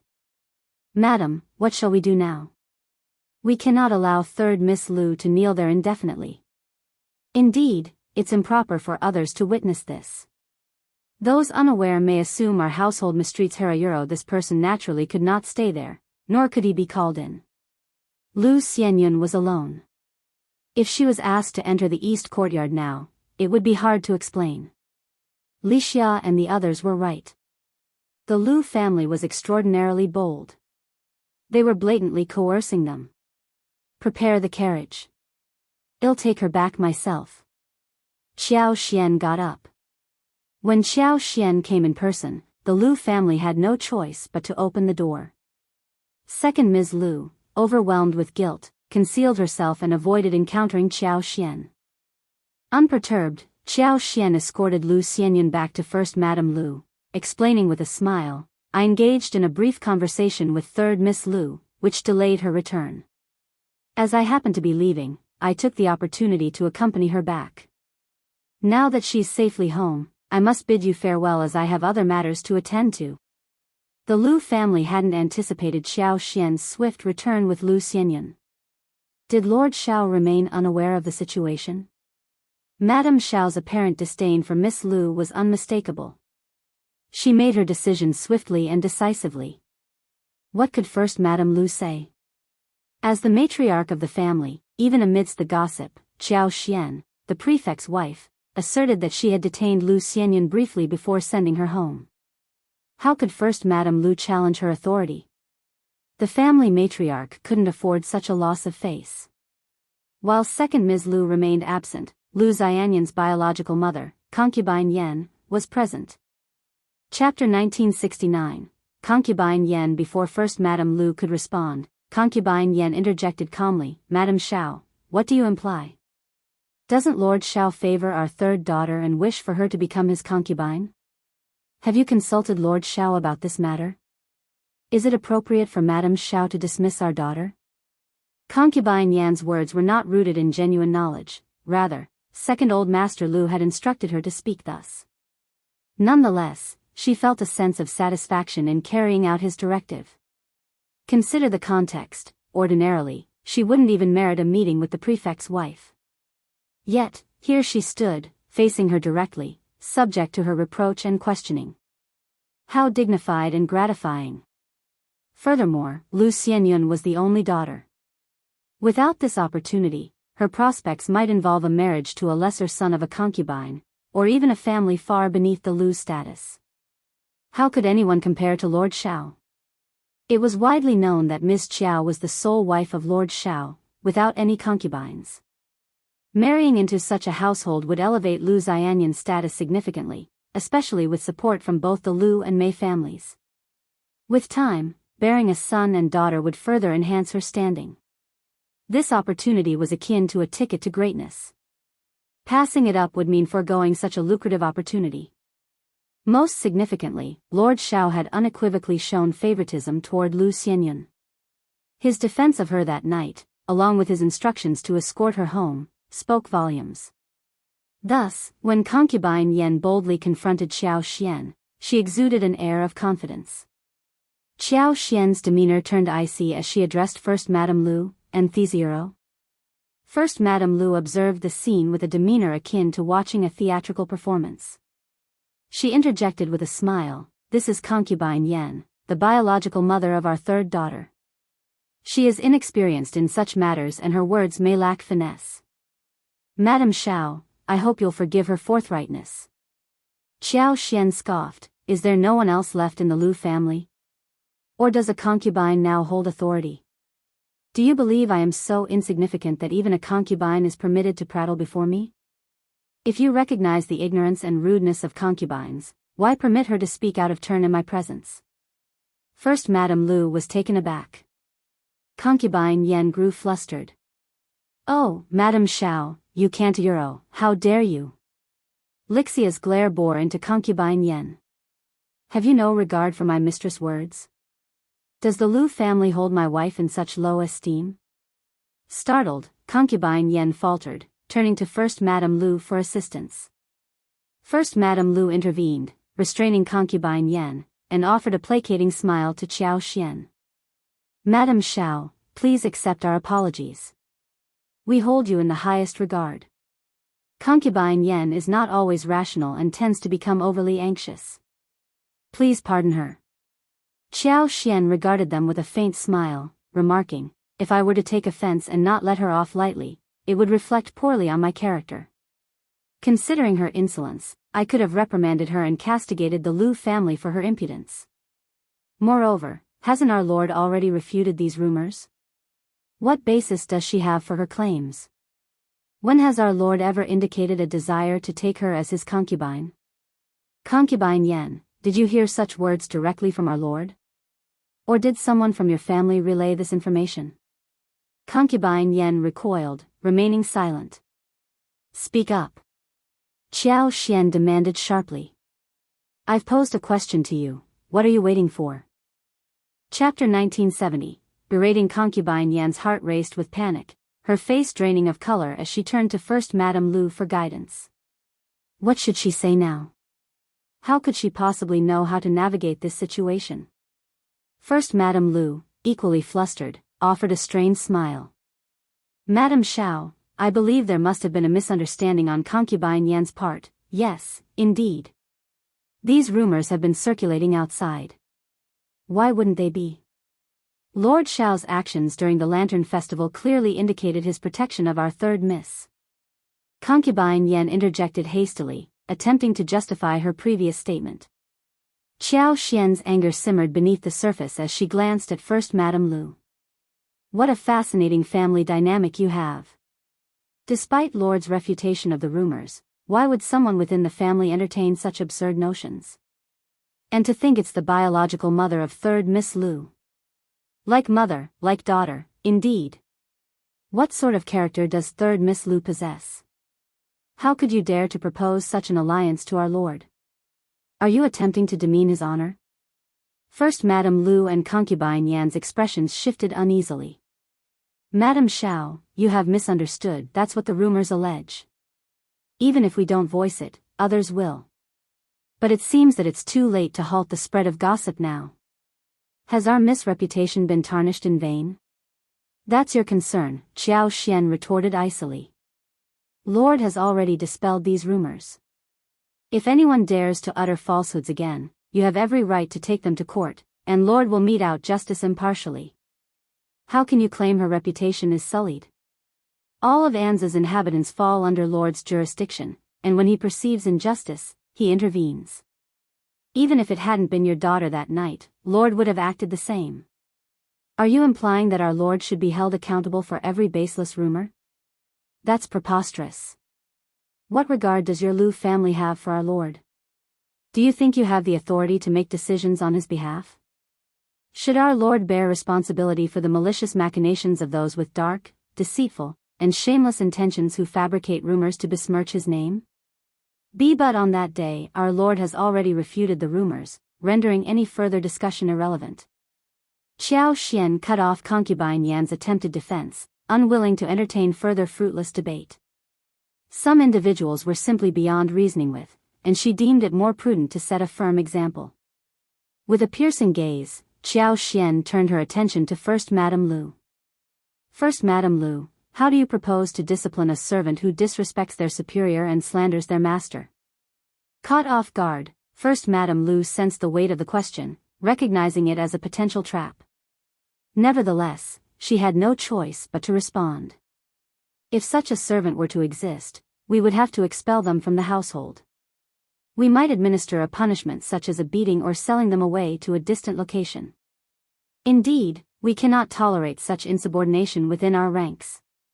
Failure to address it would only lead to chaos within the family. As for concubine Yan, not only did she disregard my authority, but she also propagated false rumors and besmirched our Lord's reputation. While she may hold a higher position than a common servant, she is still a concubine. Shouldn't she face appropriate consequences for her actions? First Madame Lu's eyelids twitched nervously, sensing the gravity of the situation. Concubine Yan's panicked plea fell on deaf ears as Xiao Xian continued to address First Madame Lu directly. Are you, First Madame Lu, the esteemed mistress of the Lu family? Xiao Xian's tone carried a hint of sarcasm and disdain, causing First Madame Lu's heart to sink. The implications of her response weighed heavily on her, realizing the potential consequences if word of this confrontation were to spread. Chapter 1971, Punishment. Madame Xiao was so persistent that concubine Yan was going to suffer. First Madame Lu took a deep breath and said in a deep voice, Madame Xiao is right, concubine Yan should be punished. She should be slapped 20 times and grounded for a month. Xiao Xian did not say anything. Seeing that, First Madame Lu gritted her teeth and said, 30 slaps and 3 months ground. Xiao Xian said with a smile, you are a concubine after all, so that is fine. Please go ahead. He was going to watch concubine Yan get slapped. First Madame Lu was helpless. Ignoring concubine Yan's protests, she had no choice but to order the maids to slap her. With Xiao Xian staring at her, the maid did not dare to conserve her energy. She was just following orders, and second old master would not blame her for what happened afterwards. But if she saved her energy, Madame Xiao might say something, and she would be the unlucky one. Concubine Yan was very capable and beautiful. Although she was over 30 years old, second old master Lu still liked her. She lived a luxurious life, and her skin, especially the skin on her face, was white and tender. The force of the slaps was like striking tender tofu, yet despite the brutality, concubine Yan's once flawless complexion was now marred by red welts and tears. As her cries echoed through the room, her disheveled appearance and anguished wails drew the attention of countless servants who had been clandestinely observing the scene unfold. First Madame Lu, her skin crawling with discomfort, exchanged anxious glances with Xiao Xian, realizing the potential ramifications of her actions. With a sinking feeling in her gut, she gritted her teeth, knowing that her decision might incur the wrath of her husband, second old master Lu. Regret gnawed at her conscience. If she had foreseen this outcome, she would have prevented Lu Xianyun from leaving and kept her by her side. Despite concubine Yan's tearful pleas, the punishment continued unabated under the watchful eye of Madame Xiao. 30 resounding slaps left her cheeks red and swollen, her once immaculate appearance now disheveled and marred by tears and sweat. Xiao Xian regarded her with a mixture of pity and exasperation. You're just a concubine. Can't you live peacefully? Why invite trouble with your words? Spreading rumors only brings punishment upon yourself. She then turned her attention to the broader consequences of concubine Yan's actions. Consider your daughter. With a mother like you, her prospects as a concubine's daughter will only diminish. Who would want to marry into a family plagued by such scandal? Your irresponsibility condemns her to a life of misery. Concubine Yan stared up at Xiao Xian in shock, her realization dawning slowly. First Madame Lu, feeling the weight of Xiao Xian's words, ordered assistance for concubine Yan, cursing her own misfortune at being provoked in such a manner. Xiao Xian's final words held a mix of reproach and recognition. Punishment for mistakes, reward for contributions. That's how a family should operate. You, First Madam, are indeed decisive and admirable.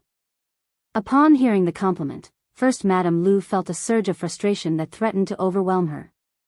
She clenched her teeth to suppress it. Madame Xiao, your praise is too kind. Xiao Xian offered a serene smile. No, you truly deserve the title of First Madame Lu. First Madame Lu seethed inwardly. She had been outmaneuvered. It was best to remain silent. First Madame Lu, refrain from harboring any more ill intentions or spreading baseless rumors.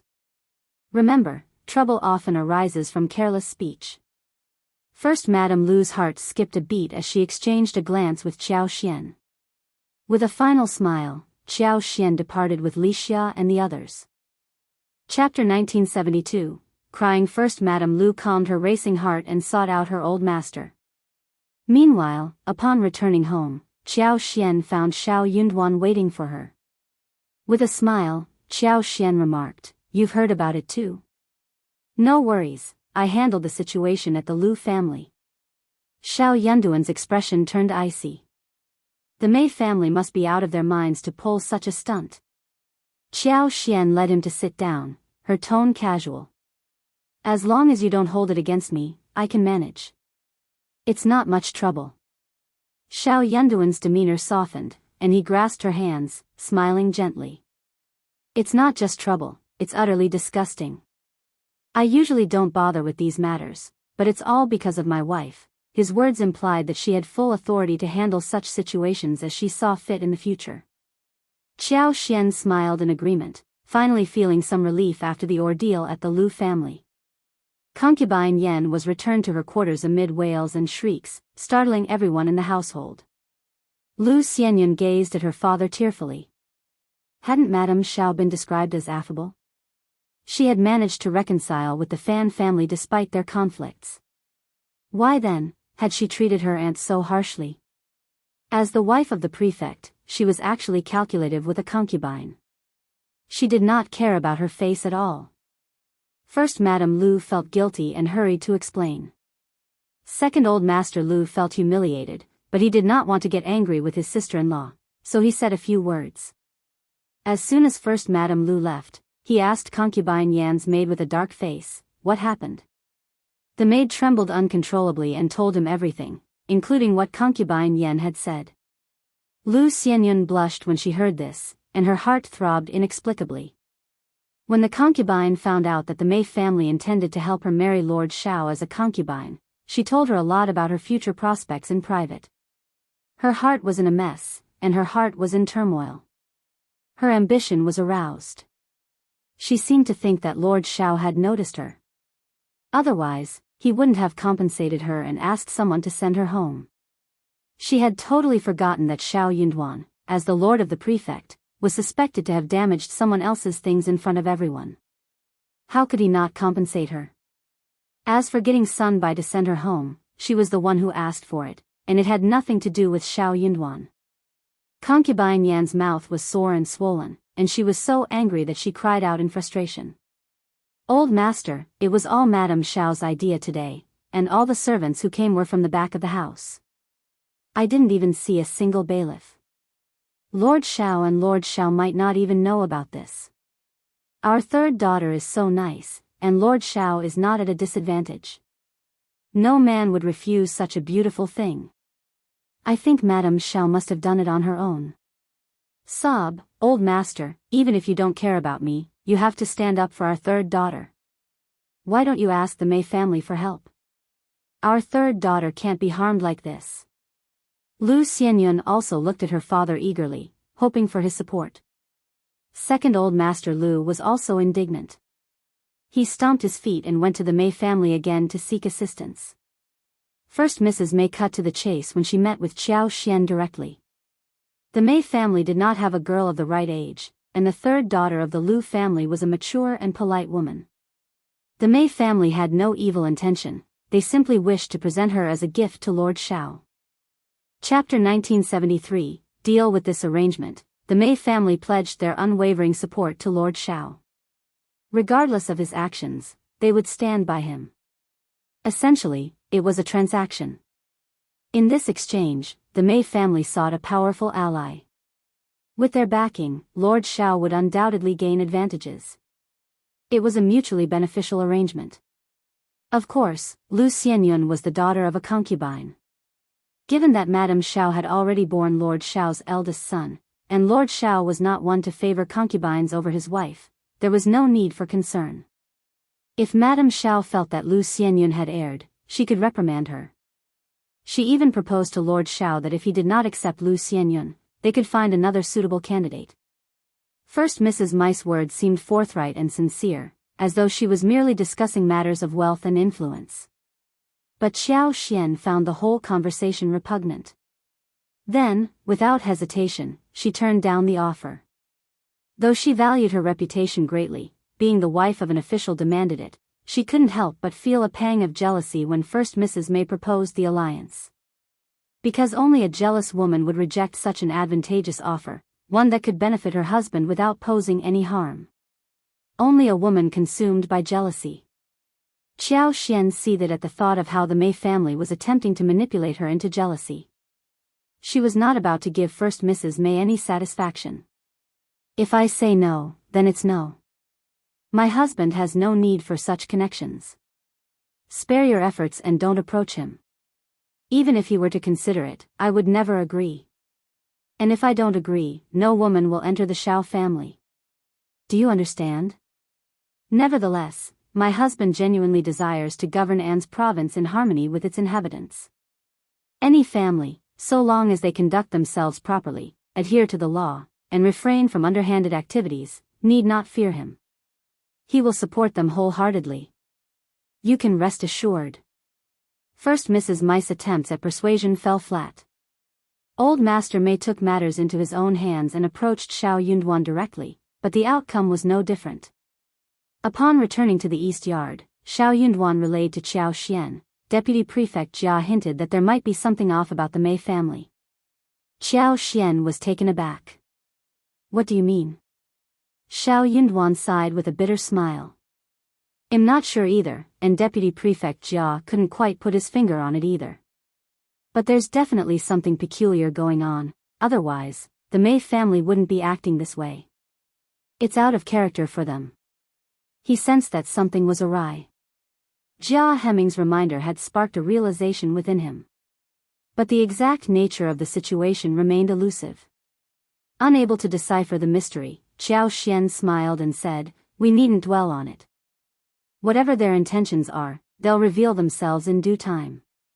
Xiao Yunduan nodded, gently grasping her shoulders. "I've already instructed Zheng Sang to discreetly investigate.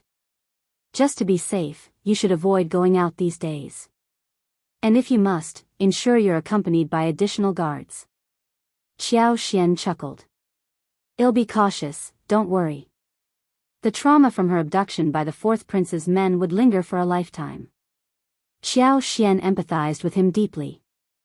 Chapter 1974, Returning to hometown. Following that incident, the Mei family ceased their persistent efforts. No longer were they bothered by unwanted visitors. As for the Lu family, stripped of the Mei family's backing, they no longer posed a threat. Several days later, during a gathering of young ladies from affluent families in An's province, third Miss Lu had a near-fatal accident when she fell into the water. Miraculously rescued, she suffered severe shock and hypothermia, requiring extended bed rest for recovery. The uncertainty surrounding her recuperation cast a shadow over her future. Xiao Xian couldn't help but feel relieved that she hadn't attended the gathering herself, as her absence would have raised suspicions. In late January, a letter arrived from Xiaoding village. Tao Tao and Zhao Shu's wedding date had been set for the 8th of March. Zhao Shu remained occupied with business matters in Jiangnan.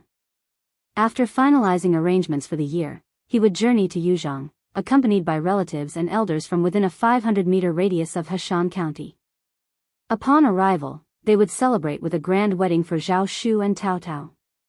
With Zhao Shu's willingness to spare no expense, a sizable contingent of relatives was expected to attend, eager to partake in the festivities. Thanks to his generosity, accommodations and provisions for the journey would be arranged without hesitation. Who wouldn't seize the opportunity to join such a joyous occasion? Especially his cousins and uncles were eager to participate in the festivities. Qiao Xian and Xiao Yunduan shared in their joy for the couple. With the wedding plans settled, anticipation filled the air.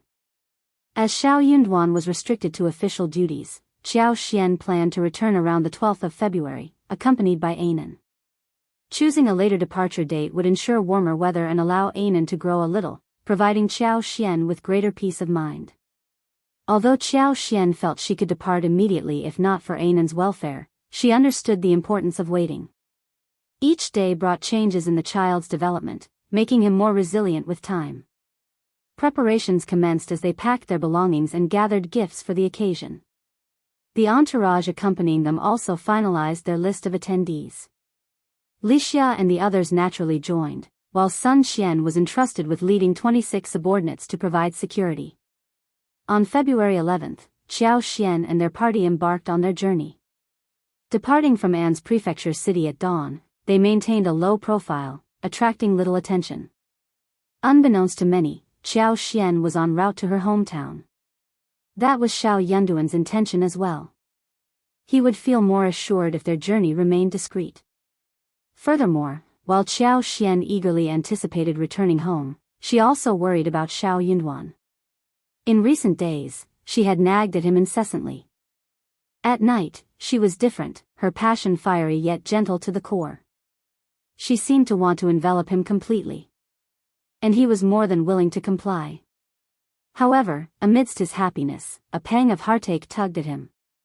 He couldn't help but wonder how many promises her tender words concealed. Yet having her by his side was enough. He couldn't bear to see her sad. Keeping a low profile was imperative.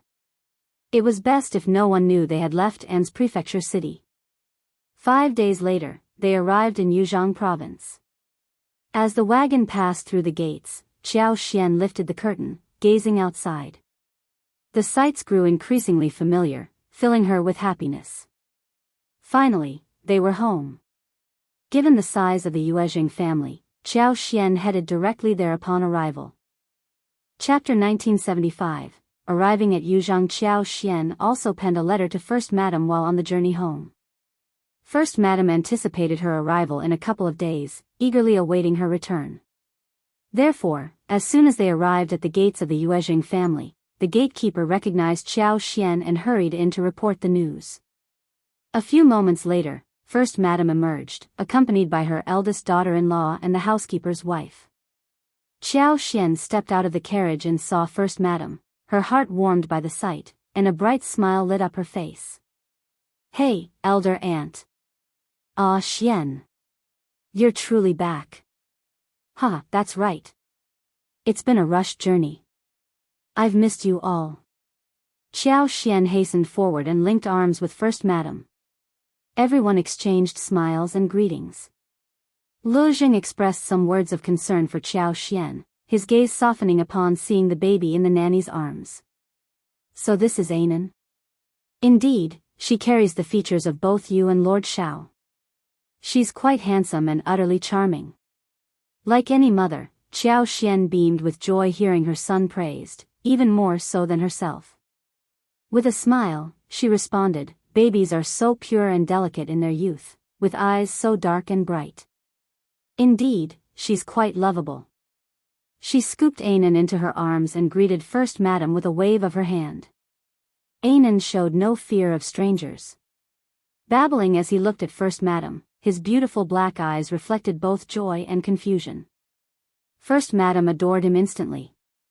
She pinched his little cheeks and playfully teased him with her delicate hands.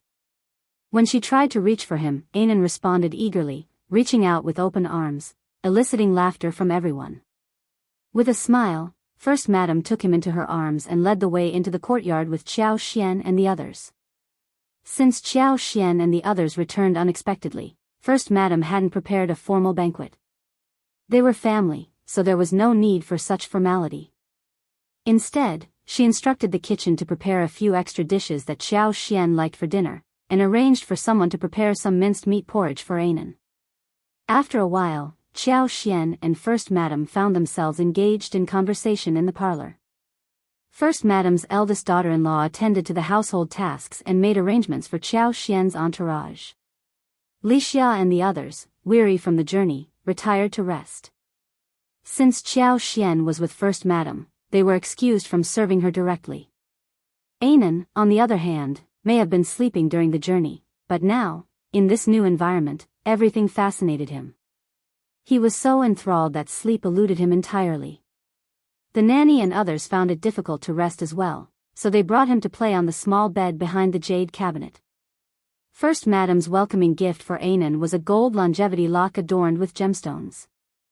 It featured various auspicious motifs symbolizing wealth and longevity, and its design was exquisite. The bright yellow jade was set with rubies, sapphires, emeralds, and jades, creating a sparkling and colorful luxury that children adored. Anan held onto it tightly, playing with it happily. With Anan occupied in First Madam's room, Xiao Xian felt at ease. She couldn't help but share every detail of their reunion with First Madam. And even now, Xiao Yunduan continued to keep his promise, wholeheartedly treating Xiao Xian with care. First Madam was genuinely happy for her.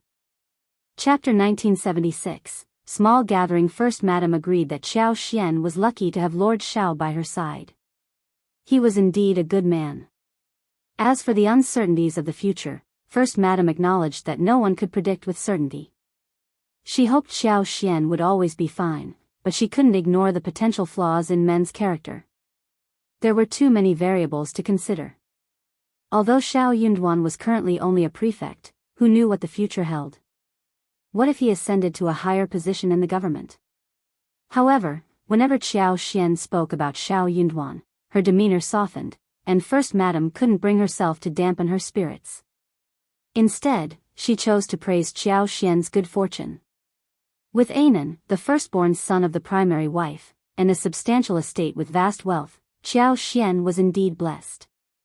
A woman had her son to support her and her wealth to sustain her. As for her husband, if he proved reliable, she would stand by him. If not, she would be prepared to part ways. In case of any adversity in the future, Xiao Xian could draw strength from the wisdom shared during their conversation today. Xiao Xian didn't fully grasp First Madam's implications, but she listened attentively. Thoughts of Anan filled her with joy. Taking advantage of the discussion about Tao Tao's family, Xiao Xian seized the moment to seek advice from First Madam. Tao Tao was marrying into the affluent Zhao family from Jiangnan, a milieu Xiao Xian had never encountered before. She felt unequipped to handle the intricacies of such a prominent family, let alone navigate the dynamics with her mother-in-law, Ms. Fang, and her two sisters-in-law. This was precisely why she had returned home earlier than planned. There were numerous decisions awaiting her attention regarding household arrangements and preparations.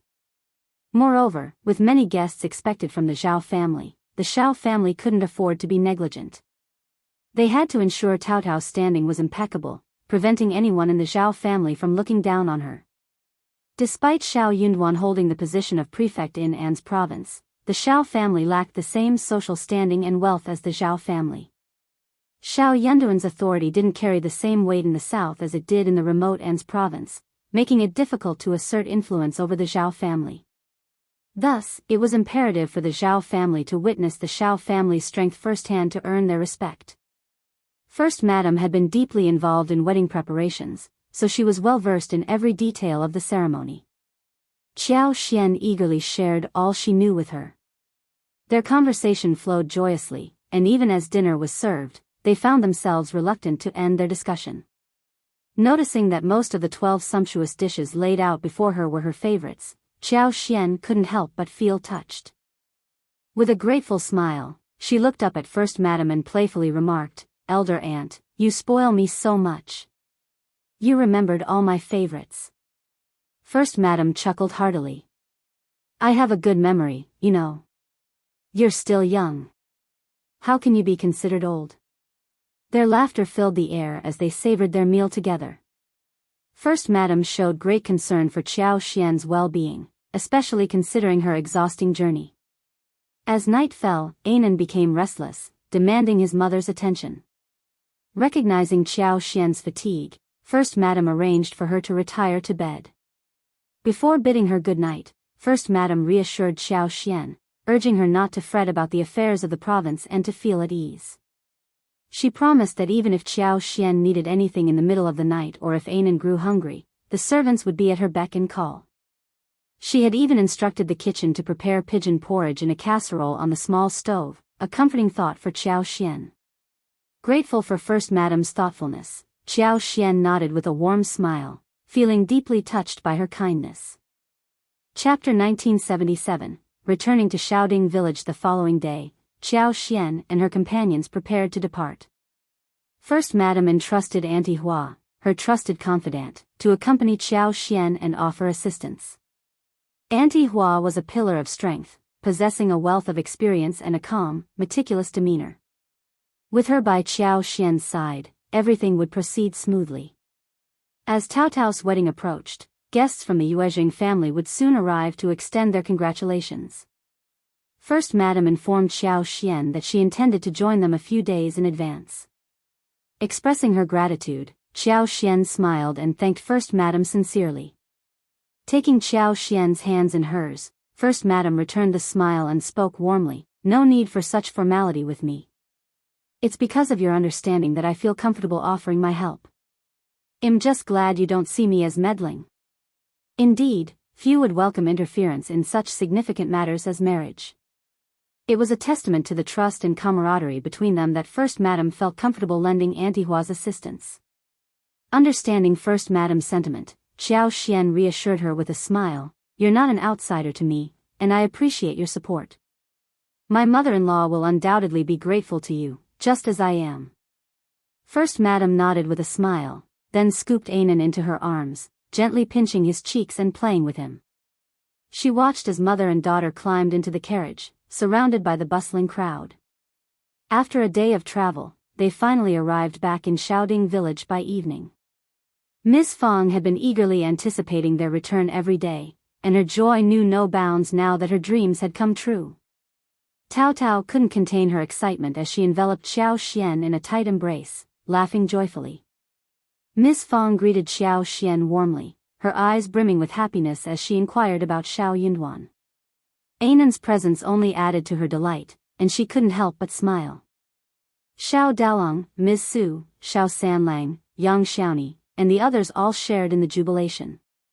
They surrounded Xiao Xian, exchanging greetings and well wishes. Even Chunyu and the seasoned servants couldn't contain their happiness. Word had spread throughout the village that Xiao Xian had returned with her children. The sight of several carriages and a retinue of dozens of servants made quite the impression. It was a testament to the prosperity of their family. Indeed, as Xiao Lulang had suggested, An's province seemed to be a land of opportunity. If it were not so, Lord Xiao wouldn't have attained such wealth, and Madame Xiao's return wouldn't have been so grandiose. Suddenly, the first section of the Xiao family's courtyard was bustling with activity as many people gathered there. The yard became alive with chatter and laughter, everyone smiling and greeting Xiao Xian warmly. Anan garnered particular attention, with everyone marveling at his adorable appearance and apparent intelligence. He was truly the pride of the Xiao family. After a while, Miss Fang and her daughter-in-law, seeing that Xiao Xian and her grandson were tired from the journey, suggested that they retire to rest. They bid farewell, promising to return the next morning, and one by one, the guests departed. With the courtyard gate closed, tranquility finally returned to the house.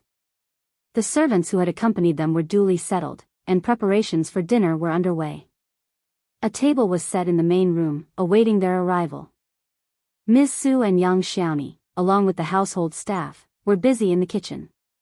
They prepared a feast fit for the occasion, including stewed chicken with mushrooms, braised duck, and steamed mandarin fish fresh from the backyard pond. Additionally, they prepared steamed sausages, stir-fried radishes and garlic shoots, scrambled eggs with scallions, sautéed wolfberry shoots, and stir-fried lettuce with garlic, filling the air with the aroma of garlic and fresh vegetables. Chapter 1978, Home Life. Although they were all simple home-cooked dishes, their aroma filled the room, evoking a sense of warmth and closeness. Seeing the eager expression on Xiao Xian's face, Miss Fong couldn't help but smile. You must be exhausted from the journey. Dig in, dear. These dishes are just like the ones you used to enjoy at home. Xiao Xian nodded enthusiastically. Absolutely. I've been craving home-cooked meals for so long. Miss Fong chuckled. There's nothing like home-cooked food, isn't it? I'll have your sister-in-law cook for you every day. Yang Xiaoni, entering with the last dish, chimed in. Mother, fifth sister-in-law's cooking is truly exceptional. I've even asked her to cook for me. I'm just here to assist and enjoy the food. Just the thought of it makes my mouth water. Miss Fong scolded Yang Xiaoni jokingly. Stop your chatter. Your fifth sister-in-law is the lady of the house. She shouldn't be cooking for you. We have plenty of servants here, and you can't even order them around. Stop with this nonsense. Yang Xiaoni smiled sheepishly. Oops, my mistake. Fifth sister-in-law, I apologize. Please don't be mad at me. I really didn't mean anything by it. Truly. Xiao Xian chuckled. No need to worry, third sister-in-law. We're family, after all. Then she turned to Miss Fong with a warm smile. Mom, there's no need to be so formal with me. Cooking at home is a pleasure. I'd love to prepare a meal for you. Don't overexert yourself, dear. We're family, no need for formalities. Let's sit down and eat before the food gets cold. With everyone's agreement, they gathered around the table for dinner. The atmosphere was relaxed and familial, filled with lively conversation and familial warmth. It was a true homecoming experience.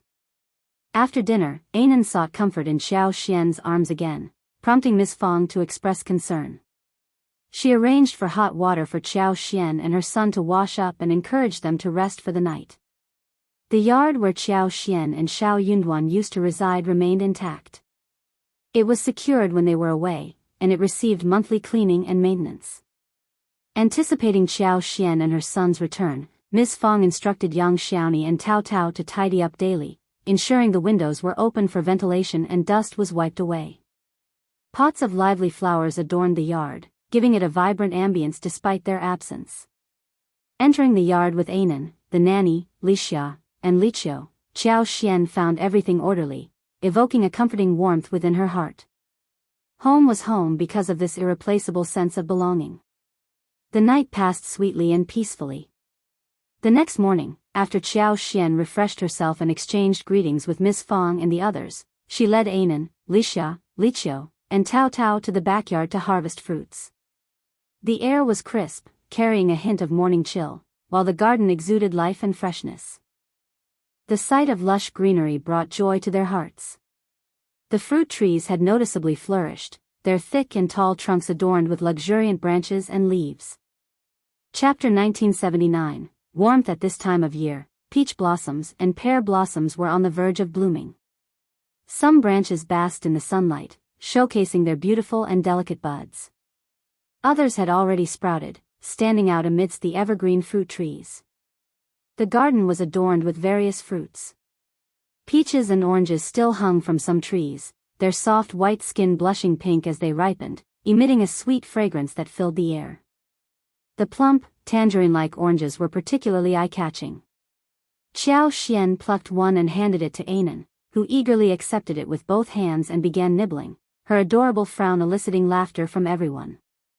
Amidst the bounty were dragon fruits, papayas, and pineapple honey, all ripe and ready for harvest. Xiao Xian filled her basket with the abundant produce. Tao Tao smiled, remarking on the garden's abundance. We have so many fruits that we can't possibly finish them all in a year. We also have dates, crisp persimmons, grapefruits, mangoes, lemons, and pineapple honey in the cellar. Additionally, there are chestnuts, walnuts, peaches, apricots, bayberries, and persimmon cakes, all homemade. I'll give some to fifth sister-in-law later. Xiao Xian nodded with a smile. Our garden truly is a treasure trove. She made a mental note to acquire some fruit saplings from Liuhe Manor upon her return. When she got back, she planned to add a variety of fruit trees to her garden. Although she wasn't sure how long her husband would remain in An's province, it seemed likely he wouldn't depart for the next 3 to 4 years. Besides, An's province was close to Yuzhang, so even if her husband wasn't there, it wouldn't pose a problem. There was no harm in expanding their property holdings. For breakfast that morning, they had steamed buns and porridge. The buns were small but packed with various fillings: dried plum vegetables, cured meat, radish pork, cabbage vermicelli with mutton, mushrooms, celery, pork, chives, eggs, shrimp, and winter bamboo shoots. Fortunately, with many servants at home, they were able to prepare the meal early in the morning. Anan didn't have teeth yet, so Xiao Xian added some chopped spinach into the fish porridge. With a smile, Miss Fong said to Xiao Xian, "I've prepared a bit of everything, and they're not large. Try them all." Xiao Xian's face lit up. "Mom, I'll taste them all. I might need to go for round 3. Miss Fong chuckled at Xiao Xian's appetite. "I didn't plan much, just thought we have so many vegetables from our garden and plenty of meat at home, so why not make more fillings? I'll keep them warm and steam one for you whenever you're ready." Xiao Xian felt touched by her mother-in-law's thoughtfulness and nodded appreciatively. In truth, which family would prepare such a variety of fillings? 2 or 3 options were already considered generous. It wasn't like they were making them for sale at a shop. Miss Fong had gone to the trouble of preparing so many dishes just for their enjoyment. After breakfast, Miss Fong, along with Xiao Xian and Anan, bearing gifts, went to visit the patriarch, the land officer, and several elders. Their family was here, and it was necessary to build a good relationship with the villagers. Miss Fong and the others were still living in the village, and the second section of the family and the third section of the family were in a mess, so they might get into trouble from time to time. At this juncture, the villagers' attitudes held significant weight. Their disposition hinged upon the patriarch, the land officer, and the elders. These figures held authority, and no one dared to voice dissent against their judgments. For Xiao Yunduan to navigate his career smoothly, he needed to uphold a sterling reputation. Any dissent from the second and third sections of the family had to be quashed within the village. Chapter 1980, Visit. It took them 2 days to complete their visits and conversations. Xiao Xian's demeanor was gentle, devoid of the airs typically associated with an official's wife. However, perhaps due to her years in such a position and her altered attire from home, she exuded a dignified and reserved aura, commanding respect and dissuading any rudeness. The second branch of the Xiao family could be treated more casually, merely requiring a gift to be sent without the need for a personal visit. Conversely, the third branch was a closer relation, demanding a formal visit. Accompanied by Ms. Fong, Xiao Xian paid her respects to both branches. Taking care to leave Anan behind, Xiao Xian relieved her hosts' concerns upon seeing they hadn't brought the child along. The hosts, Ms. Ma and third uncle, breathed a sigh of relief at the absence of Anan. Not having to entertain the child was a relief, both in terms of appearances and the need to present a gift and greeting, which they could now conveniently omit under the pretense of forgetfulness. As the date of Zhao Shu and Tao Tao's marriage drew nearer, tensions between the third branch and the first section of the family escalated. However, Xiao Lulang's repeated warnings against causing further trouble with the first section kept them in check. Reluctantly, they extended an invitation to Ms. Fong and Xiao Xian to join them in their room. Enduring the humiliation for the sake of their son's future, the 2 women accepted the invitation. Upon seeing Xiao Xian, Ms. Ma couldn't help but feel a pang of jealousy. She remarked, "Niece-in-law, you're looking quite refined these days. Much improved from before. Seems like without your in-laws to hold you back, you're living quite comfortably, ahaha." Xiao Xian was left speechless. Ms. Fong, both irritated and amused, noted that some people never changed their habit of speaking ill of others.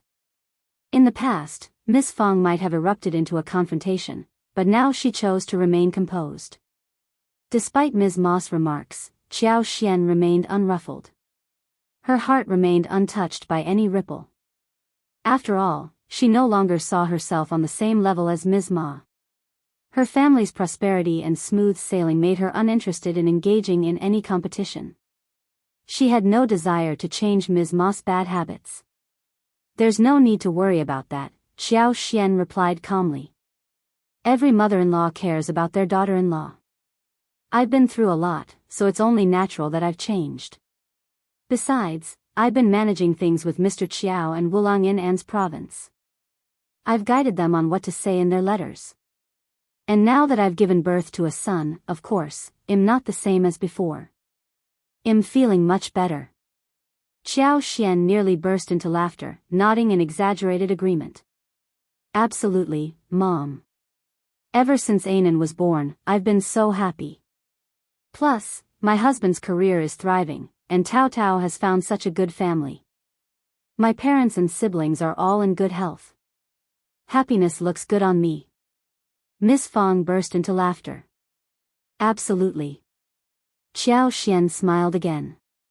"Honestly, I sometimes wish my mother would control me. She has a lot of wisdom to offer, and am grateful for her guidance. So, I don't feel uncomfortable at all. What third aunt-in-law said doesn't make any sense." Miss Fang nodded approvingly. "I know you're sensible, not someone who indulges in baseless gossip." Ms. Ma, who was spouting nonsense, fell silent. Chapter 1981, You can brag when that happened. Ms. Ma smiled coldly. She was not satisfied and couldn't help but boast. "By the way, our Lu Lang is on track to become a high-ranking official. He's likely to pass the intermediate exam this year. Serving as an official in the capital is far superior to staying local."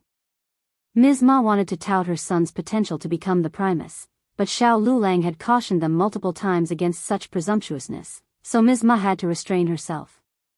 Miss Fang smiled indulgently. "You can boast once you've hit the mark." Ms. Ma grew annoyed. "You, all right." Miss Fang rose from her seat and signaled to Xiao Xian that it was time to leave. "I'm afraid Anan will wake up soon, so we should head home as well. And don't forget to come help us during the wedding." She couldn't bear to witness Ms. Ma's conceited behavior. Xiao Lulang was merely going to the capital for an exam. Those unfamiliar with the situation might think he had already passed the intermediate and was on the verge of becoming an official. Each year, countless scholars journeyed to the capital. Xiao Yanduan's upcoming venture there filled them all with trepidation. He lacked Ms. Ma's and her husband's confidence in such matters. Hearing their boastfulness, he feared they might face embarrassment. Ms. Ma snorted dismissively. "Well, see about that." Then she turned to Xiao Xian and asked, "Have you made up your mind, sister-in-law? The Zhao family is wealthy and has strict customs, unlike us, a humble countryside family. Any misstep during the wedding could bring ridicule and scorn upon Tao Tao. You needn't worry. I might not understand everything, but Ms. Chiao does. The first madam of the Lejing family has sent her trusted housekeeper to accompany Ms. Chiao, so she can provide assistance." Ms. Ma's eyes widened in surprise, then she scoffed. "Ms. Chiao is young. What could she possibly know about such matters? The Yuezheng family isn't even here. How can we entrust Tao Tao's wedding to a mere servant?" Xiao Xian couldn't contain her frustration any longer. "Third aunt-in-law, you're mistaken.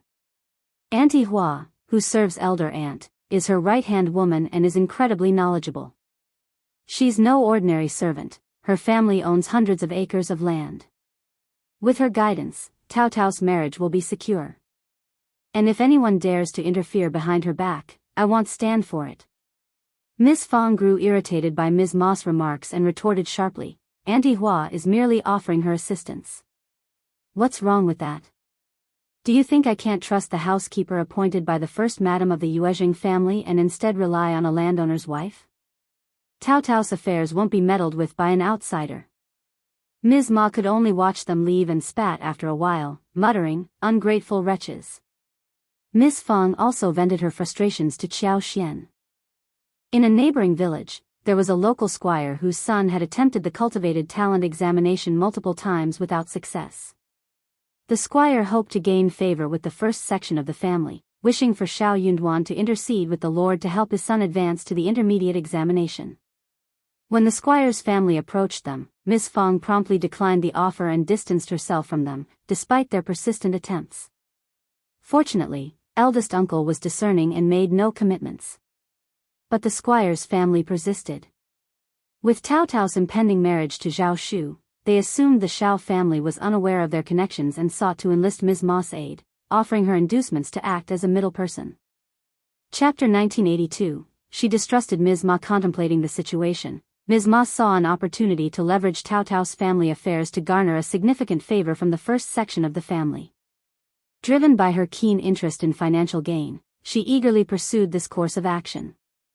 For Tao Tao's benefit and the benefit of the first section of the family, she persistently urged eldest uncle and Ms. Fang to discuss the matter repeatedly. Eldest uncle, swayed by her persuasion, was deceived by her apparent goodwill. With his impending marriage into the Zhao family looming over him, he harbored insecurities about facing them during the bride retrieval ceremony. He feared making a spectacle of himself and bringing disgrace upon his daughter. In comparison, the country squire seemed more knowledgeable and willing to assist. Wasn't it advantageous for him to lend a hand? However, Miss Fang remained resolute in her refusal. She harbored deep skepticism about Ms. Ma's intentions. Despite feeling somewhat apprehensive about the situation, she found solace in the fact that Xiao Xian would soon return. While she may not fully comprehend the intricacies of the situation, Xiao Xian possessed the insight to navigate it effectively. As long as they avoided embarrassing themselves and managed the situation competently, they would weather the storm just fine. Miss Fang hadn't anticipated Xiao Xian's early return, accompanied by the experienced Auntie Hua, which brought her immense relief knowing that Ms. Ma wouldn't meddle in the affairs. Impressed by Xiao Xian's thoughtful planning, Miss Fang couldn't help but express her admiration. With Auntie Hua's guidance, both mother-in-law and daughter-in-law found themselves more at ease, simply following her lead. Auntie Hua initially worried about overstepping her boundaries, but soon realized she needn't fret. Grateful for her assistance, Miss Fang and Xiao Xian wholeheartedly welcomed her involvement. Given the Xiao family's wealth, arrangements were swiftly and smoothly executed, leaving everyone content. Recognizing the lack of necessity, Xiao Xian abandoned the notion of visiting the second section of the family, knowing it wouldn't affect the etiquette. It was rather amusing when eldest uncle discreetly approached Xiao Xian, hinting at her to visit the second section of the family. Xiao Xian couldn't help but chuckle at the situation. Instead of directly responding to eldest uncle's suggestion, she feigned confusion and tactfully brushed off his insinuations, not giving him the opportunity for a private conversation. However, Xiao Xian had a close bond with Ms. Yan and Mei Qing, so she extended an invitation for them to dine at her home. Delighted by the invitation, both Ms. Yan and Mei Qing eagerly accepted. Their sons, who were slightly older than Anan, accompanied them. Xiao Xian arranged for the boys to play together with Anan, much to the excitement of all three children. The Yan family's bean products business flourished once again, with stable production and increased sales, thanks to the support from the Yuezheng family. They had become quite renowned in Heshan County. Ms. Yan was very grateful to Xiao Xian. Xiao Xian felt a sense of satisfaction knowing she had made the right decisions in the past. Despite the widespread adoption of cooking methods like rotten bamboo, oilskin, 1,000 pieces, and dried incense, the Yan family's specialty in tofu remained unparalleled. Their bean products boasted the best taste and the most authentic fragrance, making them a leader in the industry. While expanding their operations was challenging, they still managed to firmly secure about a third of the market share, ensuring a prosperous life for the Yan family. The success of the Yan family also brought benefits to the second section of the Xiao family. Xiao Xian took the opportunity to inspect all their properties and utilized her skills to enhance their growth. From flower fields to tea houses, orchards to medicinal herb gardens, each sector thrived under her management. Their businesses expanded, and their families flourished thanks to her efforts. Chapter 1983. The Zhao family arrived in the villages and neighboring areas. Numerous individuals cultivated herb and flower fields. The initial segment of the Zhao family purchased these crops based on their quality, processing and selling the flowers after handling the herbs. Due to the extensive business of the Zhao family, they needed to employ workers year-round for tasks such as soil cultivation, weeding, harvesting, and other responsibilities.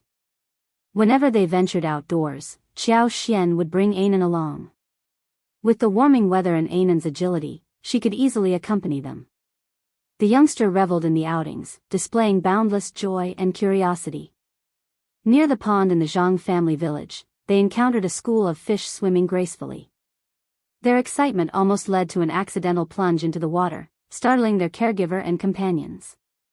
Xiao Xian reminisced about the flavors of spring bamboo shoots, wild greens, mushrooms, and other delicacies. Joining Tao Tao, Yang Xiaoni, and Xiao Sanlang, she ventured into the mountains for hunting expeditions. Despite Qi's absence, Sun Bai and the others' archery prowess was evident. Coupled with Xiao Xian's remarkable abilities, they successfully hunted abundant prey. Fresh wild mutton, venison, pheasant, and wild rabbit, whether stir-fried, stewed, or barbecued, remained delightfully flavorful. Following that, their schedule became increasingly hectic. Tao Tao's marriage into the Zhao family demanded utmost attention. By the end of February, Zhao Shu rendezvoused with his relatives on their journey. More than 20 individuals, encompassing cousins, uncles, aunts, nephews, and servants, eventually reached Heshan County. Accommodating such a large group in Zhao Shu's courtyard proved impractical. Consequently, only a select few elders were invited to stay, while accommodations were arranged at the county inn for the rest. What irked Zhao Shu the most was the unexpected arrival of his half-brothers, Zhao Di and Zhao Yi. Upon sighting them, Zhao Shu's expression darkened noticeably. Zhao Yi remained composed, concealing his emotions in Zhao Shu's presence.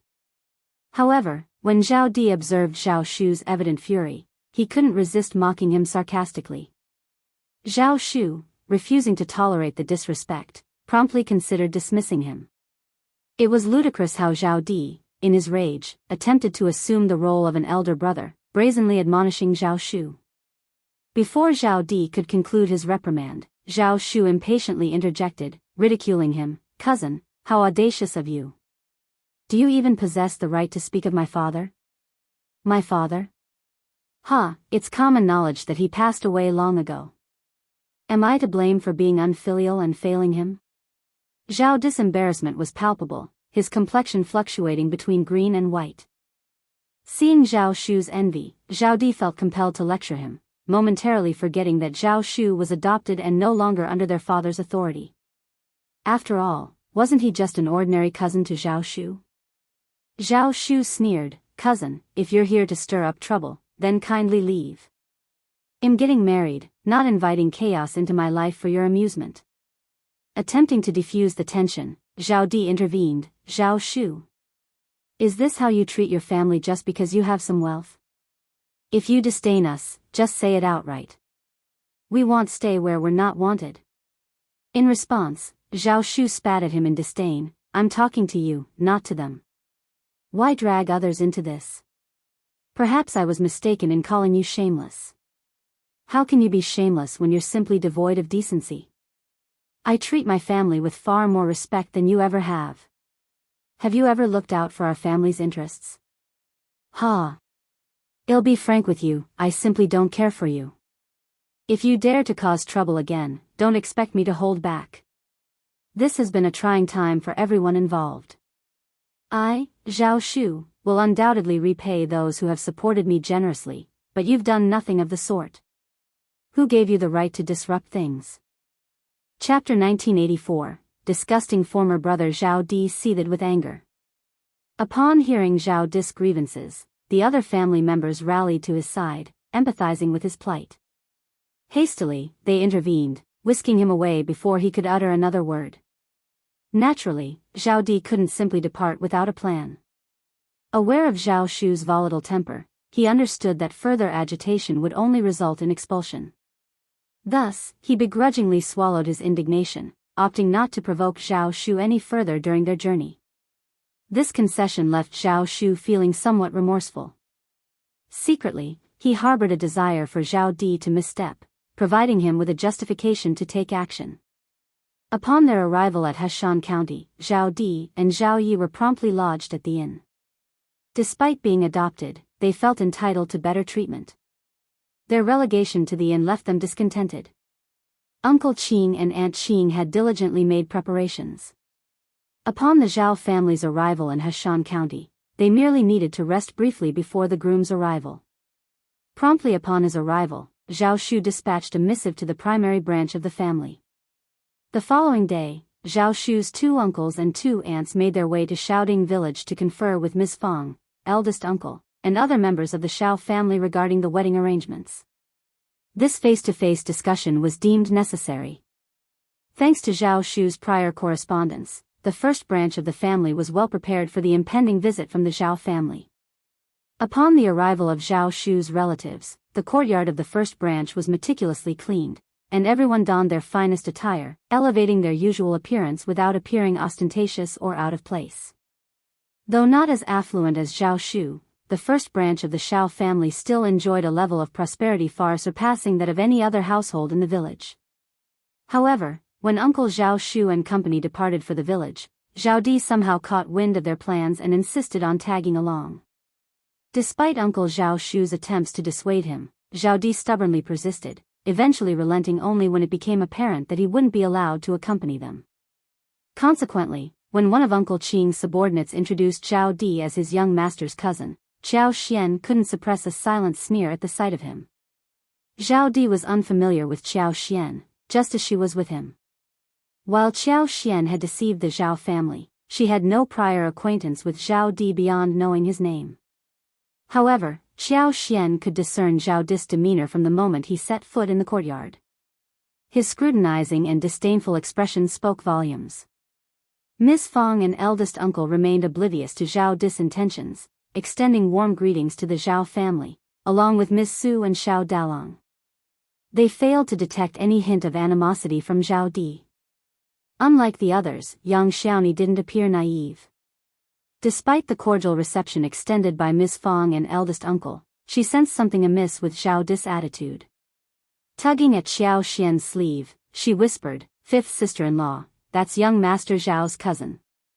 Why does he seem to harbor ill feelings and look down upon us?" Xiao Xian was taken aback but offered a reassuring smile to young Xiaoni. "I believe you, young Xiaoni, am not doubting your observations." Sensing young Xiaoni's earnestness, Xiao Xian continued, "I understand your love for Tao Tao, and I know you wouldn't speak ill of the Zhao family without cause. I witnessed it too, the eye-rolling and disdainful expression. You're right to be concerned. Who would roll their eyes at a wedding, after all?" Chapter 1985, What Does He Mean?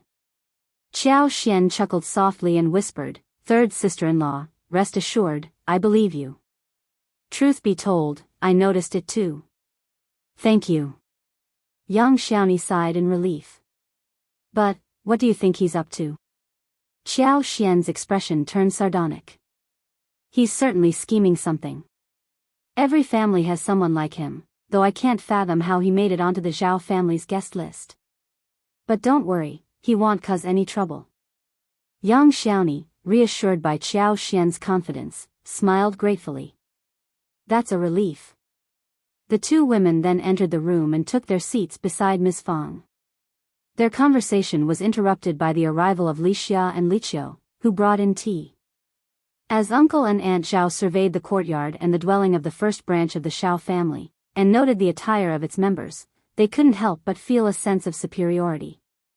While they couldn't match Zhao Shu's wealth, boasting only 100 mu of land and a couple of servants, having hailed from affluent Jiangnan, they possessed broader perspectives than the denizens of this remote countryside.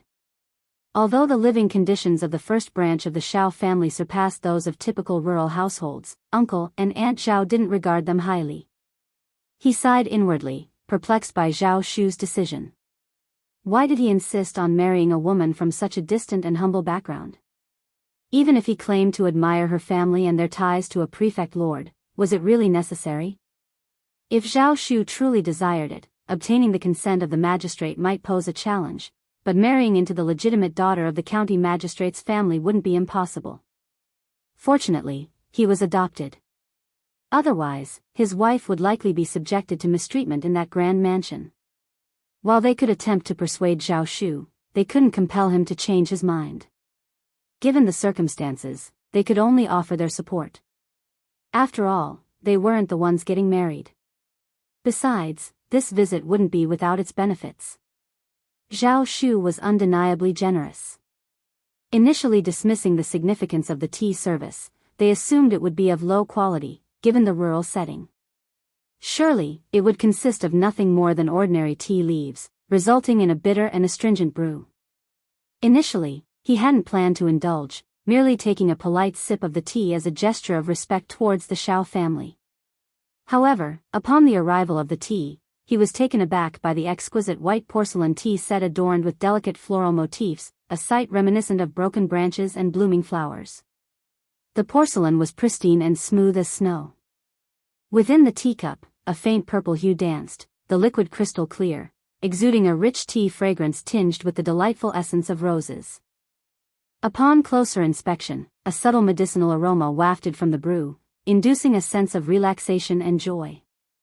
The harmonious unity of the tea set's design only added to its aesthetic appeal. Moreover, the tantalizing aroma of the tea proved irresistible, prompting him to take another sip to fully savor its flavor. The tea was invigorating, leaving a refreshing sensation and a feeling of renewed energy. With each sip, the fragrance grew more pure and delightful, eliciting silent praise. Never had he anticipated encountering such exceptional tea in the countryside. Zhao Shu and his uncles had never experienced this tea before. While Zhao Di, having been affluent previously, had sampled it on occasion. Merely from the aroma and hue of the tea, Zhao Di could surmise its identity. Yet, he found it difficult to believe. It wasn't until he tasted it that his suspicions were confirmed. I never imagined I'd encounter supreme-grade purple fragrance here today. This tea fetches a hefty sum of 30 taels of silver in Jiangnan. It seems Zhao Shu truly holds the Yu family in high esteem. Ha ha ha, the revelation left Zhao Shu and his uncles stunned. Supreme-grade purple fragrance? Could it truly be the renowned purple fragrance they were familiar with? Chapter 1986, dumbfounded upon hearing Zhao Di's confirmation, it became undeniable.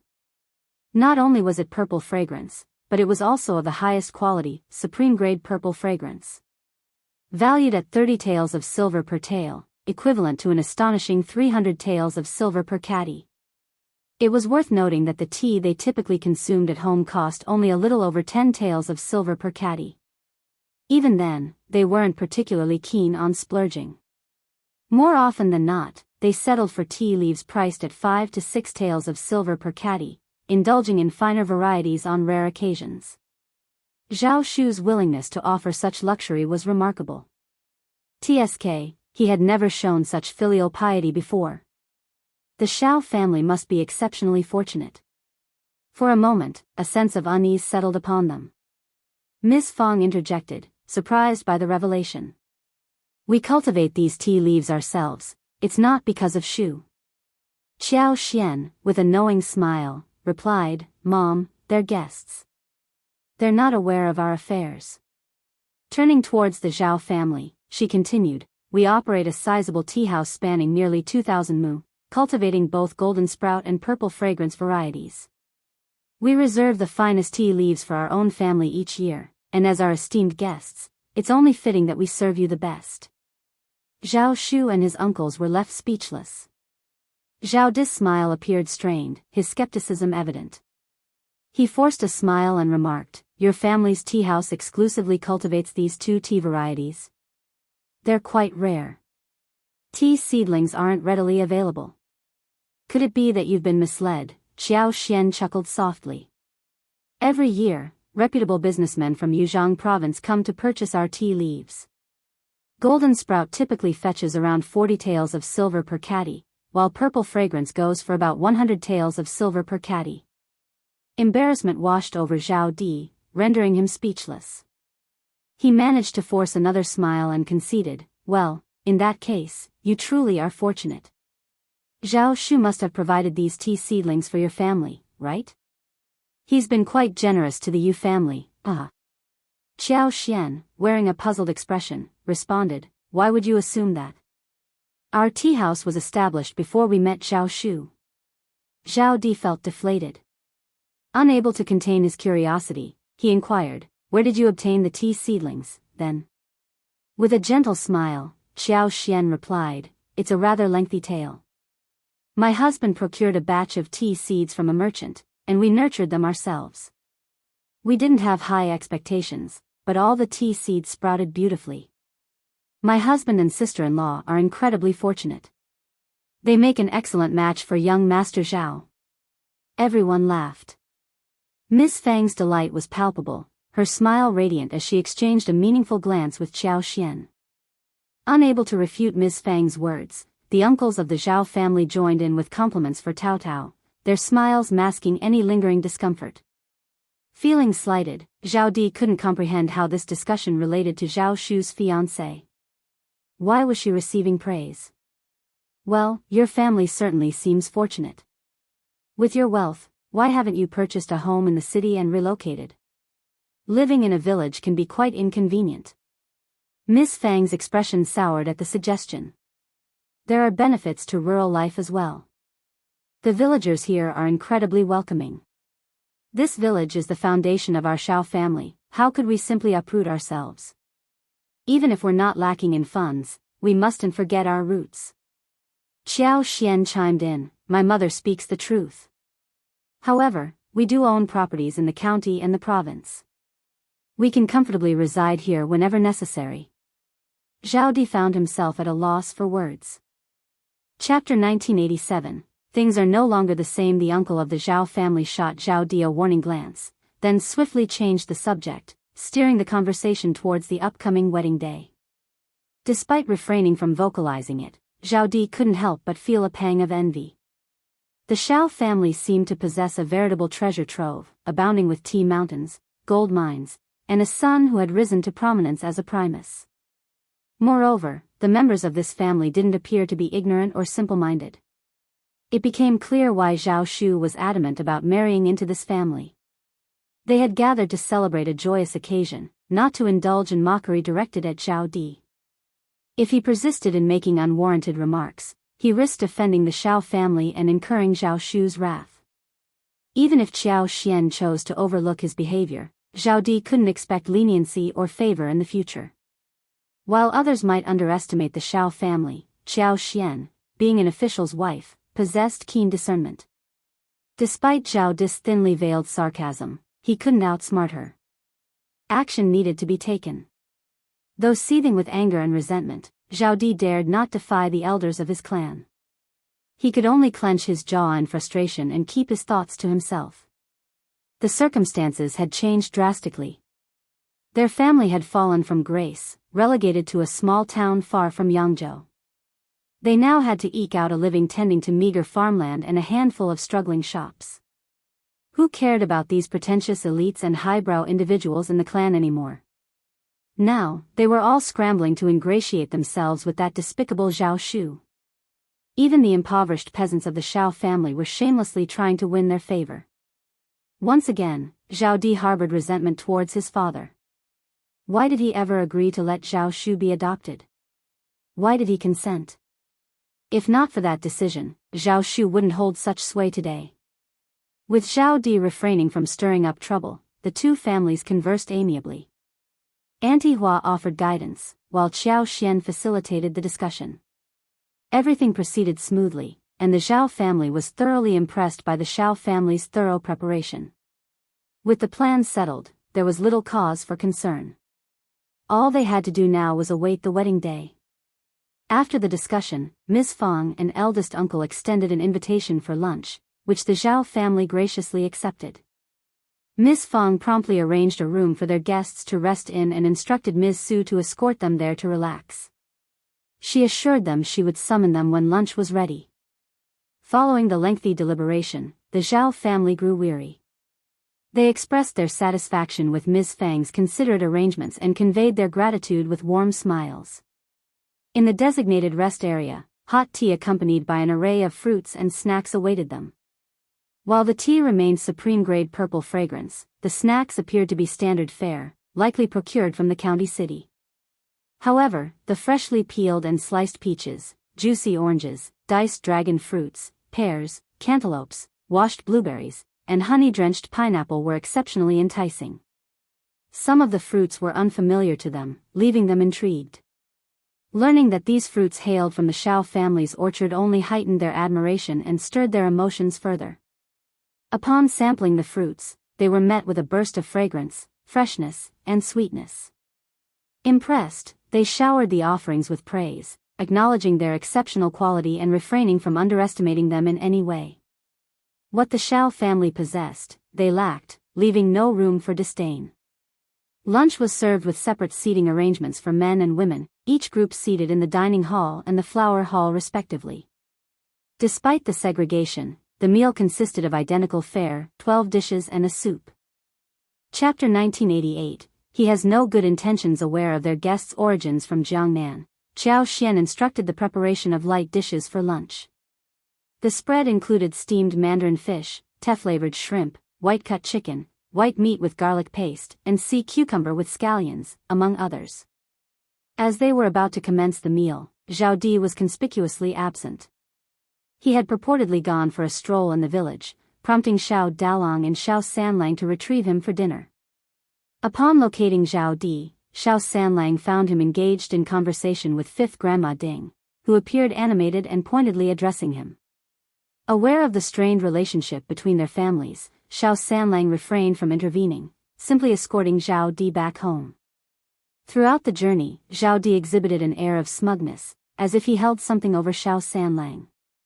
He stole several furtive glances at him along the way. Upon reconvening for dinner, the Zhao family was taken aback by the sight of the sumptuous spread before them.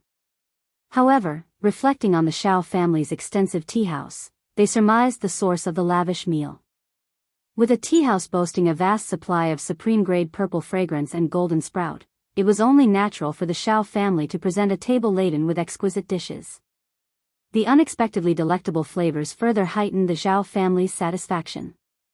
Following the meal, the Zhao family departed contentedly, both parties parting ways on amicable terms, eagerly anticipating the upcoming wedding. Before bidding farewell, the Xiao family graciously bestowed gifts upon the two aunts of the Zhao family, who received them with heartfelt gratitude. As for Zhao Di, he was not seen off as an elder, for he did not hold such a status. Miss Fang harbored no fondness for this particular young master of the Zhao family, finding him incessantly vexing and prone to causing trouble. Yet, she hesitated over the decision to exclude him. However, Xiao Xian reassured her with a smile, urging her not to fret.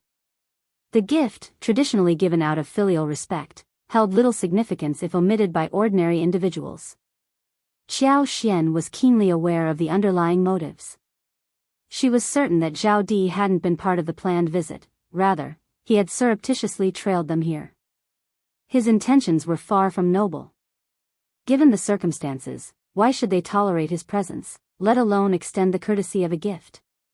They wouldn't offer him so much as a single blade of grass. Trusting Xiao Xian's judgment implicitly, Miss Fang felt a wave of relief wash over her. Once inside the carriage, the two aunts of the Zhao family eagerly unpacked the gifts. Inside the larger box were 2 jars of tea leaves, one containing supreme-grade purple fragrance and the other golden sprout, each weighing approximately 500 grams. The smaller box contained 2 lipsticks. The two aunties were elated at the gifts. While lipsticks were available in Jiangnan, they were in high demand and carried a hefty price tag of 50 taels of silver each. Such luxury items were beyond their means, even with their modest income from the farm. Although they were no longer in their prime and couldn't make use of the lipsticks themselves, they knew their daughters would be thrilled to receive such coveted items. The uncles of the Zhao family shared in the joy, marveling at the quality of the tea. They couldn't help but admire the Xiao family's generosity. Observing their effusive praise for the Xiao family, Zhao Di seethed with jealousy and irritation. After all, the Xiao family hadn't presented him with a gift. Not that he cared about such trivialities, but he couldn't shake off the feeling of discontent over being excluded from the gesture. Zhao Di couldn't contain his frustration, muttering, "They're just country bumpkins. How dare they be so stingy? A mere tea house with a few thousand mu of land? They're deliberately treating us differently. Even though I'm not destitute, they clearly don't take the Zhao family seriously." Chapter 1989. These bastards. The uncles and aunts of the Zhao family were jubilantly praising the Xiao family, envisioning future gatherings where they could entertain guests with the exquisite tea leaves. Thus, Zhao Di's disparaging remark, "I'm so poor I can only rely on these tea leaves," struck a discordant note. Uncle Zhao reprimanded him sternly. "Enough. If you persist in finding fault where there is none, I won't tolerate it if you embarrass yourself and bring ridicule upon the Zhao family." The aunt chimed in with a smile. "They made it clear that this gesture is to honor the elders, and you're not one. You needn't see us off. Moreover, you had no business coming here today." With these words, they cast reproachful glances at Zhao Di. This troublemaker knew exactly what he was doing. Thankfully, he hadn't caused any major disturbances today. Otherwise, how would they answer to Zhao Shu? Firmly, she scolded Zhao Di and warned him sternly against repeating such behavior. If he failed to mend his ways, she'd be forced to discipline him herself. Zhao Di seethed with anger, hatred, and frustration. He sneered and retorted, "Do you think I wanted to come? It's all because of my father's orders." Someone with a clear conscience is eager to snatch assets in front of an unfilial son, yet my father still pines for him and insists we inspect this family's background. We couldn't refuse, could we? It's not like an unfilial son can disobey. Enough. Uncle Zhao's voice cut through the air, his expression icy. Sorting out family affairs is no easy task. I have no interest in discussing your family's matters, but Zhao Shu is here for the bride, so cut it out. Don't spout nonsense about unfilial sons. Zhao Shu has long been adopted. Your father is not his father. If you keep up this foolishness, they'll have someone escort you back immediately. Do you understand? Veins pulsated on Zhao Di's forehead as he clenched his fists, consumed by hatred and jealousy. These hypocrites. Once the wealthiest man in Yangzhou City, these people had once sought his favor. Now that his family had fallen from grace, they'd shifted their stance. It was nothing but taking advantage of Zhao Shu to target him, albeit in a polite guise. Zhao Di dared not argue with the elders of the family, yet his dissatisfaction simmered beneath a forced smile. "Uncle, rest assured. I'm not that unreliable. But I've heard some things from the village. The Xiao family isn't an easy bunch to get along with. Word has it that Zhao Shu had his eye on a girl from the third branch of the Xiao family, but she was snatched away by the first section of the family. The elders of the Zhao family were taken aback. Such rumors existed? They had been completely unaware. Seizing the opportunity, Zhao Di felt a surge of self-satisfaction. He had been ready to embellish the tale and tarnish Tao Tao's reputation, thereby souring the Zhao family clan's impression of her. However, before he could elaborate, he was interrupted by the Zhao family aunt. With Zhao Shu's character, he can't be easily manipulated by others. Don't spread baseless rumors on account of mere hearsay. If Zhao Shu catches wind of this, it won't end well. We all know how much Zhao Shu values this girl from the Xiao family. How could he have favored someone else first and then turned his attention to her? Either you've been fed some nonsense, or there's been a misunderstanding. Exactly. I saw the girl from the Xiao family today. She's quite pleasant. It's no wonder Zhao Shu took a liking to her. Agreed.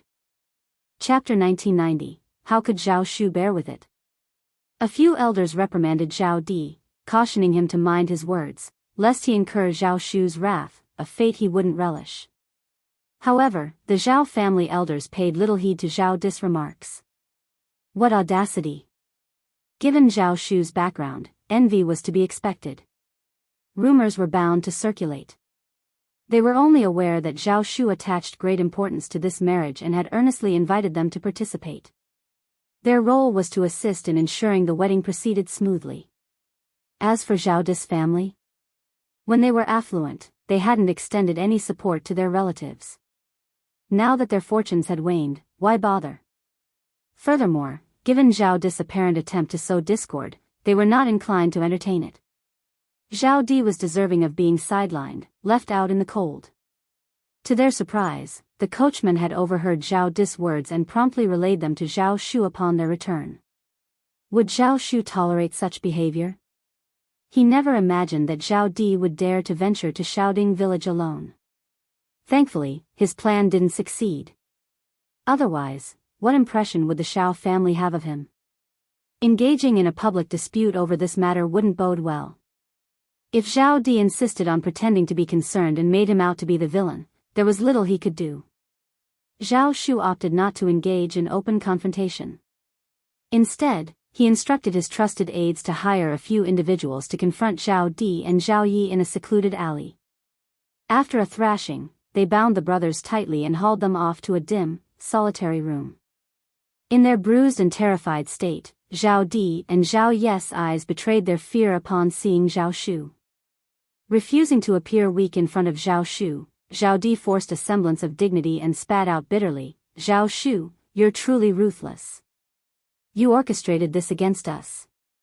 Once father learns of this, he won't spare you." Zhao Shu scoffed derisively. "Your father can do as he pleases. If you find your life too comfortable now, feel free to provoke me anytime. Face one, I'll handle one. Bring two, I'll deal with both." Zhao Yi interjected, "We traveled all this way to attend your wedding celebration. Is this how you repay us?" Zhao Shu pointed accusatorily at Zhao Di. "Then you should ask your dear elder brother what he's done. While I initially overlooked you and couldn't be bothered, your continued provocations leave me no choice. You needn't attend my wedding, just stay put." Zhao Shu paid no heed to Zhao Yi's protests and swiftly departed, leaving instructions for someone to keep watch over the two brothers. What use were such nuisances if not to be dealt with? Zhao Yi suppressed his frustration and turned to Zhao Di for an explanation. With a face contorted in anger, Zhao Di didn't mince words. Through gritted teeth, he recounted his actions. Zhao Yi's expression darkened. "Brother, your actions were rash." Sneering, Zhao Di retorted, "I couldn't stand his smug demeanor.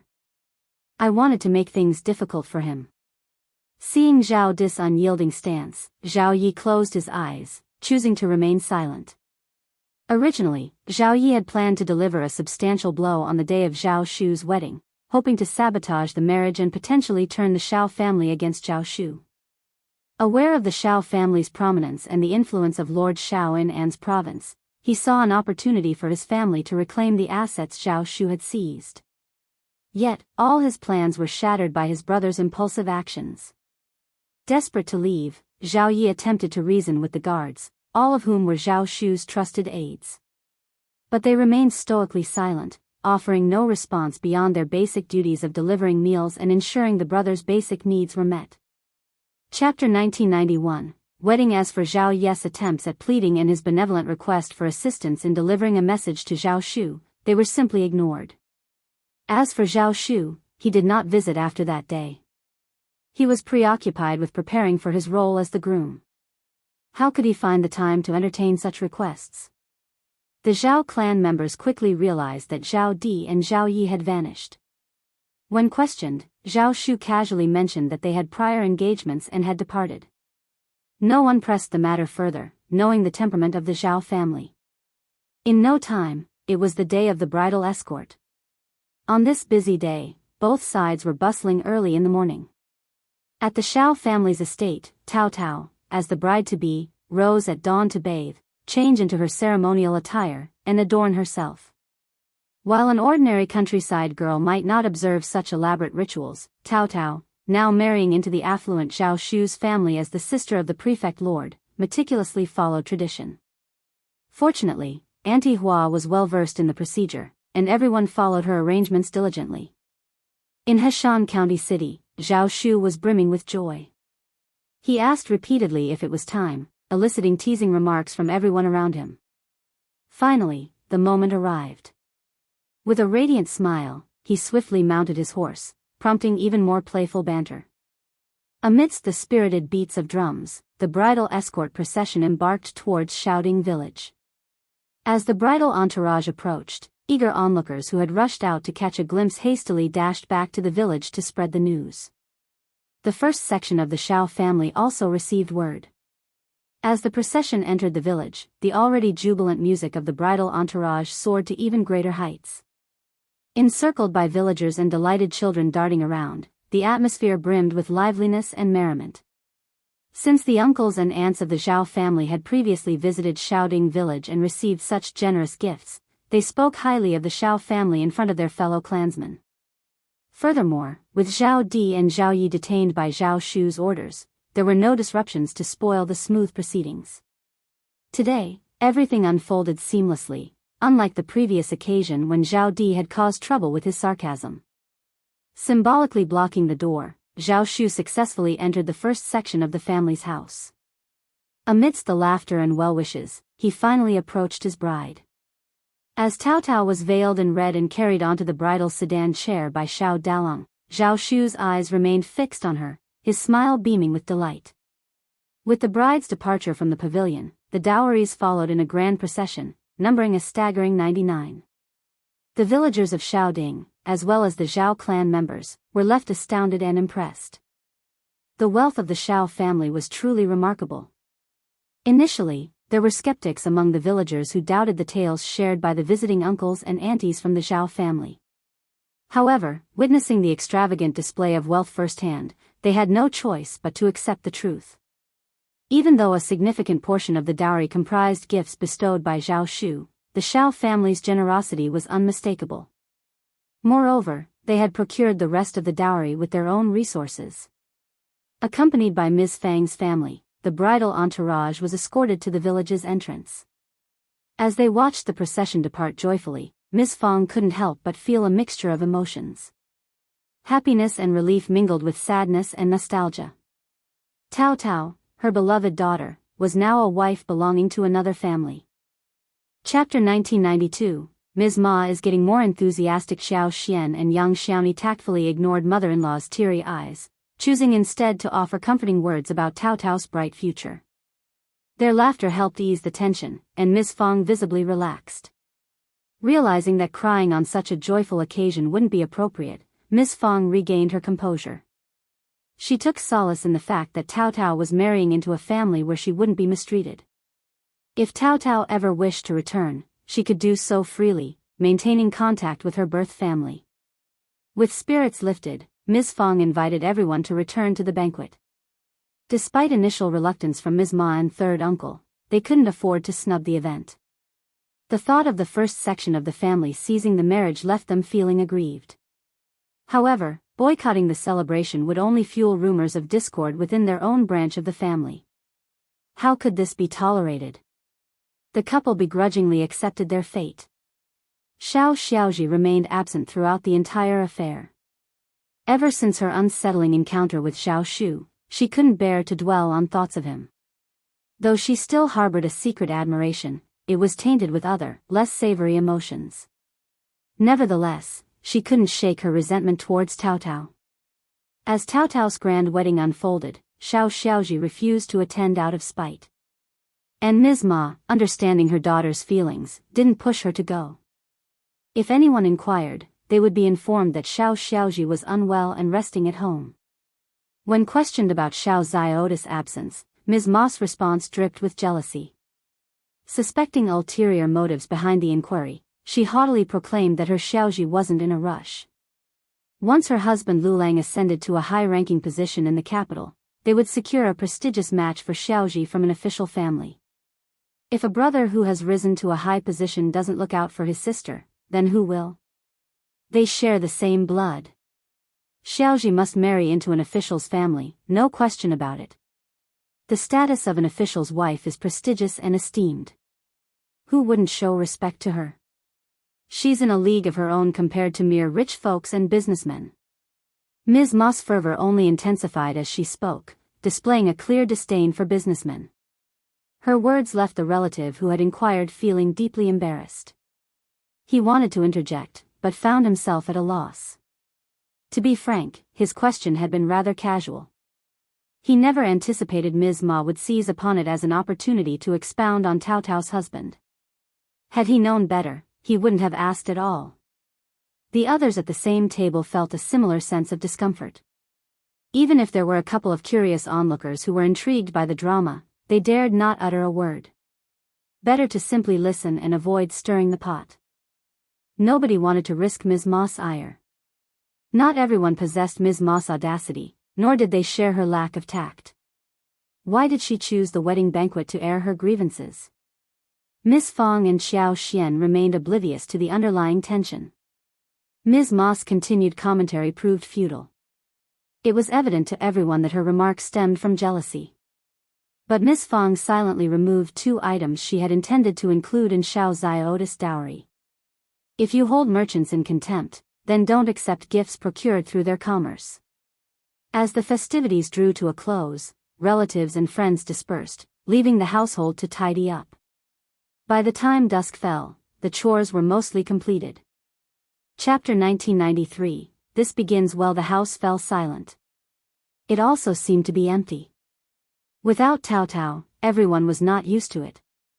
However, no one said anything. Everyone was trying their best to adapt. Miss Fang's gaze fell upon Anan, Xiao Qing, Xiao Junyan, and the other grandchildren. Her expression softened, and she smiled, a sense of relief washing over her. Indeed, wasn't it so? While his children had already begun their own families, there were still his grandchildren. The household would soon be bustling with life again. Upon their return home, the sight of Zhao Shu with Cao Cao filled Miss Fong, eldest uncle, and the others with joy. Their hearts swelled as they witnessed Zhao Shu's tender care for Cao Cao, and the respectful demeanor of the Zhao family servants towards her. Miss Fong felt a weight lift off her shoulders. Ms. Qiao had been right. Their family could provide Cao Cao with support and a solid foundation, but her future livelihood would ultimately be in her own hands. From all indications, this was a promising beginning. As Cao Cao and Zhao Shu prepared to depart, serving tea and bidding farewell, it was clear that they needed to return to the Zhao family promptly. Zhao Shu had the responsibility of introducing Cao Cao to the elders and the broader family lineage, tasks of utmost importance that couldn't be delayed. Both Miss Fong and eldest uncle concurred with this decision. After a lively lunch, Miss Fong took Cao Cao aside, holding her hand as they conversed privately. She imparted advice, guiding Cao Cao on what lay ahead. Later, Cao Cao informed Xiao Xian that she and Zhao Shu planned to visit fifth brother and fifth sister-in-law in An's province after departing from the Zhao family clan. Xiao Xian nodded approvingly, his smile warm. No need to worry. I believe brother-in-law enjoys exploring too. Take your time, we'll meet eventually. As the clock struck past 4 in the afternoon, Cao Cao reluctantly bid farewell, unable to linger any longer. With Zhao Shu by her side, she departed. Miss Fong remained in a daze even after Cao Cao's departure. Her little Cao Cao was truly married now. Initially, Miss Fong had assumed that Xiao Xian and her son would return to An's province after Cao Cao's departure, leaving her feeling disheartened. The sudden departure of everyone all at once was difficult for her to accept. Upon hearing Xiao Xian's announcement that she would stay home for another 7 or 8 days, Miss Fong couldn't contain her joy and readily agreed. During those subsequent days, Xiao Xian wandered around the estate once more, paying particular attention to the flower field and the tea house. Cao Cao had been responsible for overseeing the flower field, and upon her departure, she entrusted it to Chunyu. As Cao Cao's assistant, Chunyu was well versed in every aspect of the task, and her heart brimmed with joy at the responsibility bestowed upon her. Meanwhile, Miss Su and Yang Xiaoni expressed eagerness to assist but soon realized they lacked the expertise to fulfill Cao Cao's duties, ultimately resigning from the endeavor. Handing over the responsibility to Chunyu was deemed a wise decision. Both Miss Su and Yang Xiaoni felt that as long as it wasn't entrusted to someone else, everything would be fine. Otherwise, it would be too embarrassing for them to handle. Xiao Xian stayed at home for a few more days and stayed at First Madam's place for 3 days. She checked the orchards outside the city, and it was almost April when she returned to the state city of Anne's. After a lengthy journey, they were finally reunited. Xiao Yunduan remained with Xiao Xian for a few days. Late spring had already ushered in scorching temperatures. Within the final stretch of spring, various flowers and trees brimmed with energy, preparing for the impending summer. The air hung heavy with the sweet scent of blossoms, inducing a sense of lethargy and drowsiness. It was a time when warmth enveloped everything, coaxing people into a state of relaxation, disinclined to engage in any activity. Following a period of rest and recuperation, Xiao Xian caught up with Songshi, Mianmian, and the others. Subsequently, she summoned Kaiyue and Kaihua, inquiring about any transpired events within the mansion during her absence.